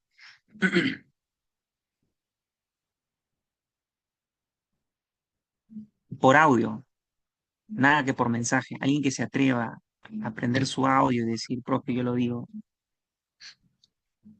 Doctor, yo le puedo Sí, decir, sí, ¿cuál es tu nombre?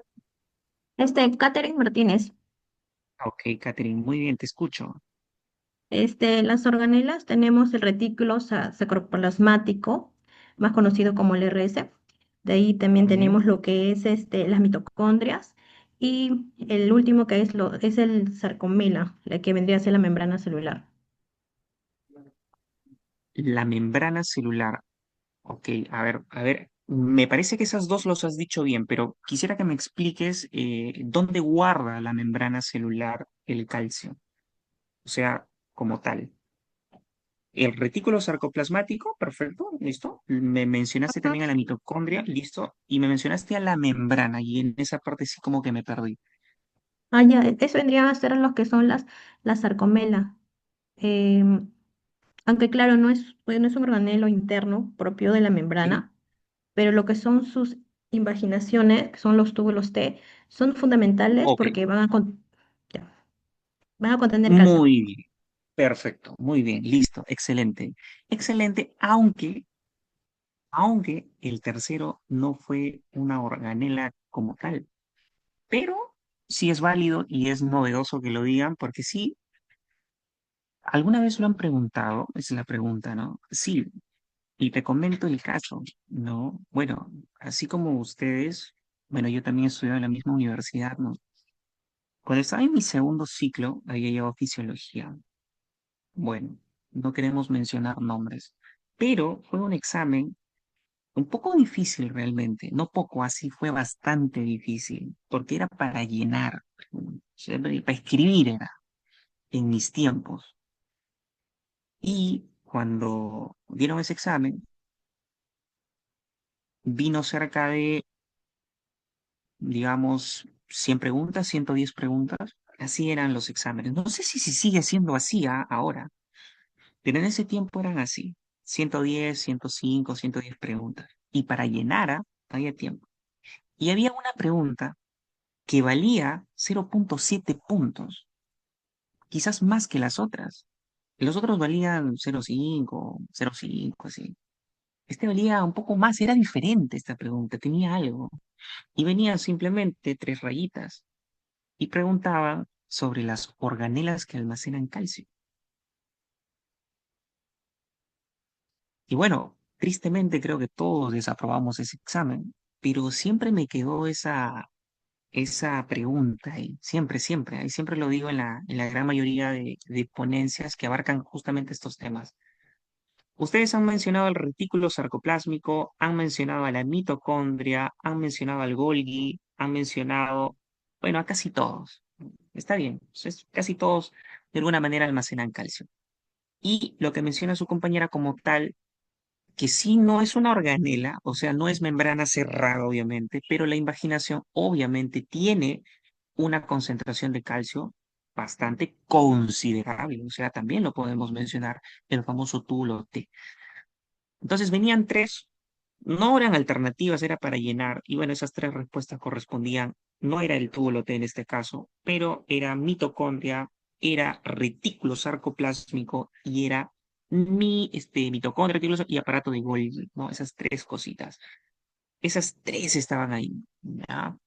Entonces, de todas formas, acuérdense y añadan una cuarta, que no como organela, pero sí de repente por ahí en alguna ponencia que hagan ustedes lo mencionan, ¿no? Como algo didáctico para que se acuerden del túbulo T que tiene, pues, en estas concentraciones extracitoplasmáticas fuera de la célula concentraciones grandes de calcio para que pueda ingresar sin problemas el calcio hacia la célula. Entonces, muy buena participación de parte de ustedes y me quedé en que el calcio tiene que salir y tiene que esconderse en su retículo porque es una organela que almacena calcio. También se va a la mitocondria, ojo, ya, pero acá no lo muestra. Y hay que botarlo, ¿no? ¿Por dónde lo botamos? Fuera de la célula también lo podemos botar, sí, no hay problema. ¿Quién va a trabajar aquí? Este pequeño cotransportador, este cotransporte que mete sodio y saca el calcio sin problemas, pero a expensas de que ingrese el sodio. Sale el calcio, chao, ingresa el sodio. Y ese sodio que ingresa, al final, la bomba ATP, la que arregla todo, ya lo habíamos visto, lo saca y mete el potasio. Eso es lo que pasa. Entonces, ya recordamos todo lo que pasaba en contractilidad cardíaca, ya vimos los canales de calcio tipo L, el retículo, ya vimos las bombas que hacen que se expulse el calcio, pero lastimosamente ingresa el sodio, y luego la bomba sodio-potasio, que restaura todo otra vez. Oye, listo. Y aquí ya tenemos una imagen clásica donde el calcio ingresa con la troponina C y media la unión entre la actina y la miosina. Obviamente, después de un desplazamiento de los filamentos de actina y miosina, sucede la contracción. Muy bien. Listo. Y aquí está, ¿no? Un poquito más. ¿Por qué? Porque es que yo te menciono esto de acá, porque luego vamos a ver que ciertos medicamentos, ciertos fármacos inhiben, por ejemplo, esta bombita, esta ATP, y eso repercute en él, y eso repercute en el otro, y así. Por eso hay que conocer las bombas y los cotransportadores de la membrana, para que conozcas cómo actúa el medicamento.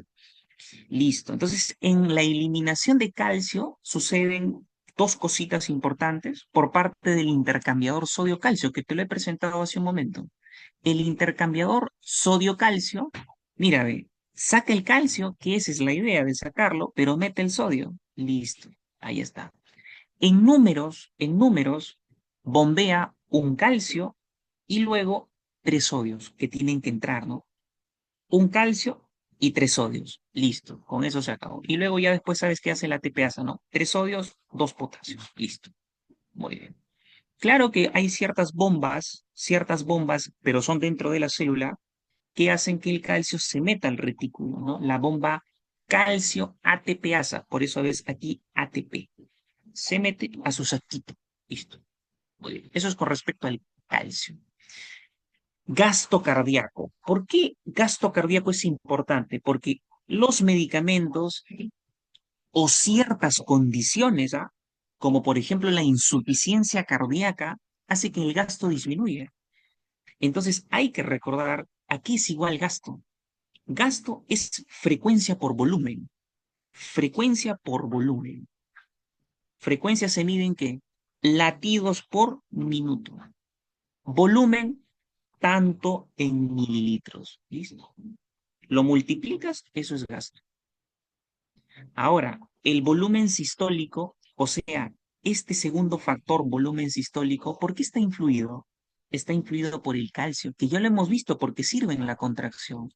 También está influido por el ATP, que es energía. Y hay ciertas cosas que también modifican de alguna manera el volumen sistólico. Por ejemplo, la elasticidad arterial. Y ahí tú ya te vas imaginando un anciano, un paciente anciano, un paciente de la tercera edad que ya tiene sus arterias más duras, con pérdida de tejido elástico.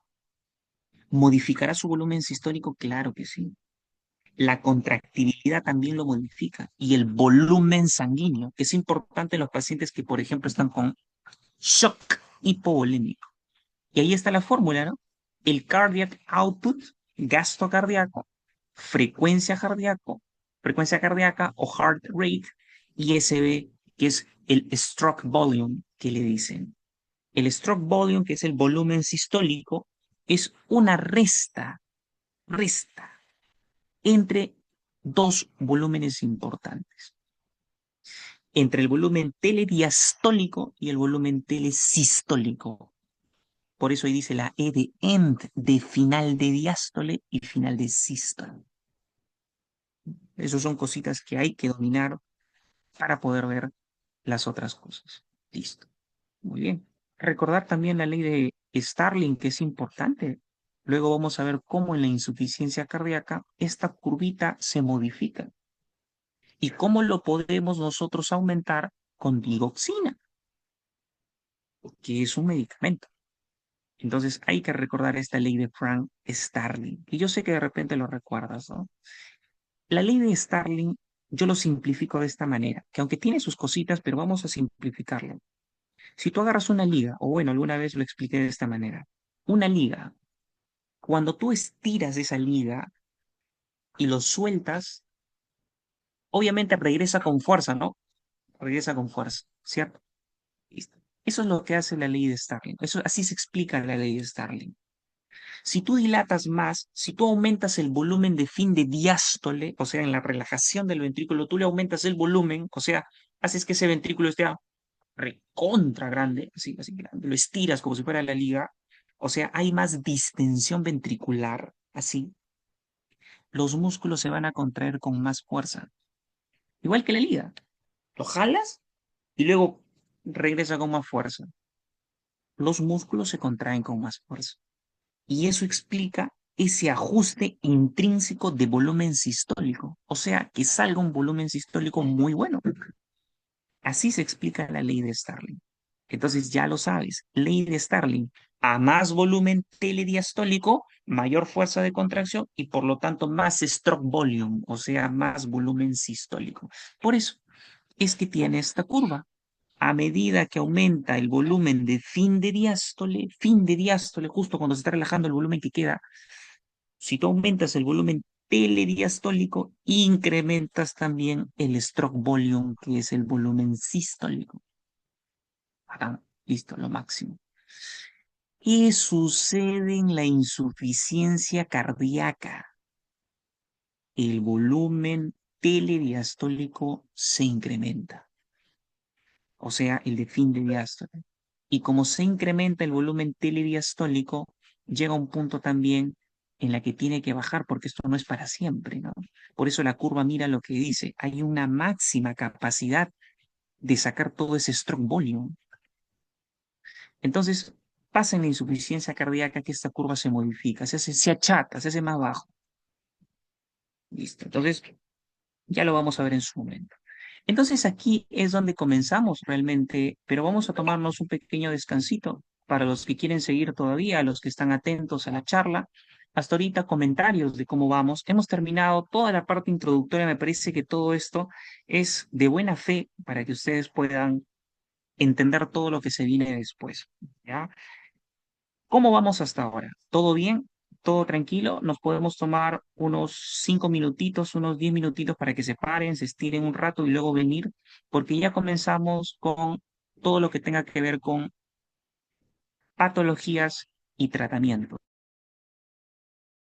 Toda la farmacología cardiovascular, que es lo que estamos viendo, principalmente en arritmias, insuficiencia cardíaca y antianginosos. ¿Ya? Entonces, ustedes me dirán, ¿todo tranquilo? ¿Sí? ¿Estamos bien? Listo, muy bien. Listo. Entonces, si todo está bien, ¿qué horas son ahora? Son las 6:16. Nos podemos tomar, dependiendo también de la organización que tengan. Yo sé que de repente la gran mayoría de ustedes quiere una hora, 2 horas.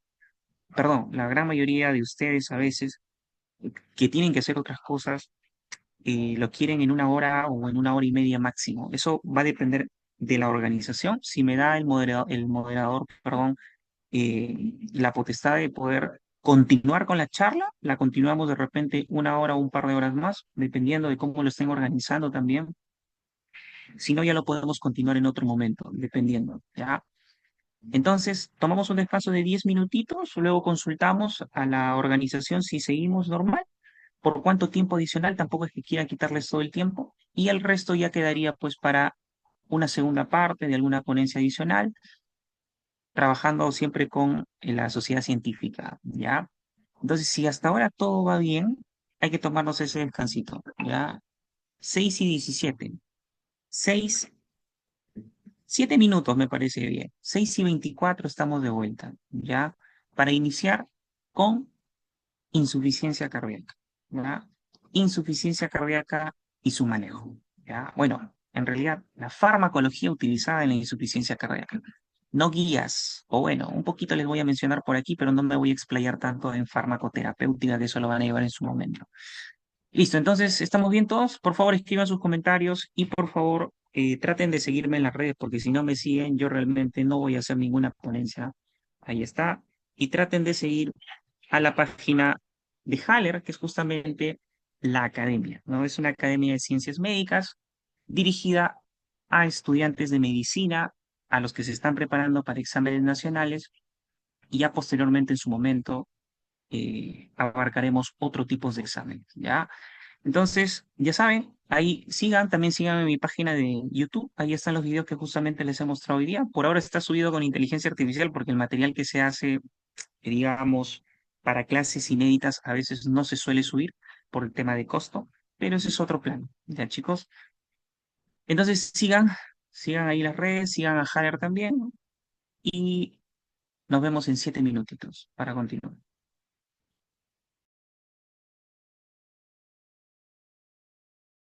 Ya vamos a coordinar bonito. Ya vamos a coordinar bonito para tener la próxima fecha y ver desde esta parte, ¿no? Que es disfunción cardíaca y tratamiento, junto con lo que viene después.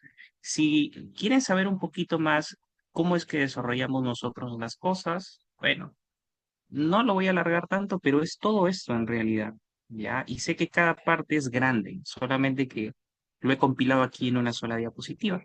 Y sí, pues la clase dura bastante, ¿no? De todas formas, el fin es siempre que ustedes lo puedan entender, porque a veces ciertas cosas no se entienden y entre pregunta y pregunta a veces se va dilatando un poquito el tiempo y a veces no se puede avanzar, ¿ya? De todas formas, agradezco que su presencia de cada uno de ustedes, espero les haya servido bastante. Los espero de repente en otra ponencia para abarcar lo que es disfunción cardíaca. Ahí dentro de eso ingresa arritmias, ingresa angina e ingresa insuficiencia cardíaca. Y luego después de repente se planeará otra ponencia para hipertensión, para hemostasia, anticoagulantes, antiagregantes, que por ahí tengo ponencias guardadas, sobre todo en SOSEMUS, cuando yo era estudiante, lo pueden de repente visualizar por ahí en SOSEMUS de anticoagulación, me parece que hay por ahí.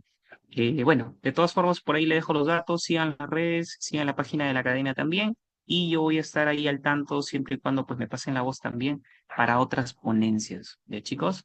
Entonces, suerte, bendiciones también en sus proyectos a cada uno de ustedes. Por ahí veo que tengo algunos alumnos también que me acaban de escribir, que han sido alumnos en su momento cuando les enseñé, y bueno, mis felicitaciones que ya estén dentro de la carrera, que a veces uno no sabe de cada uno, pero felicitaciones, ¿no? Les deseo súper, súper lo mejor y espero puedan egresar y obtengan eh, todo para lo que se han esforzado, ¿no? Así que bueno, chicos, bendiciones a todos y muchísimas gracias por estar presentes en esta clase de hoy día. Listo. Nos vemos entonces. Más bien, gracias, Marlon, por la organización y todo.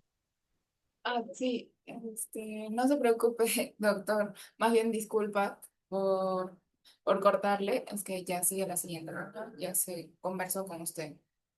En fin, agradecemos al doctor Cristian Centeno Moreno por su valiosa ponencia, por compartir sus conocimientos con nosotros. Ha sido un gran aporte para esta formación. Muchas gracias. Eh,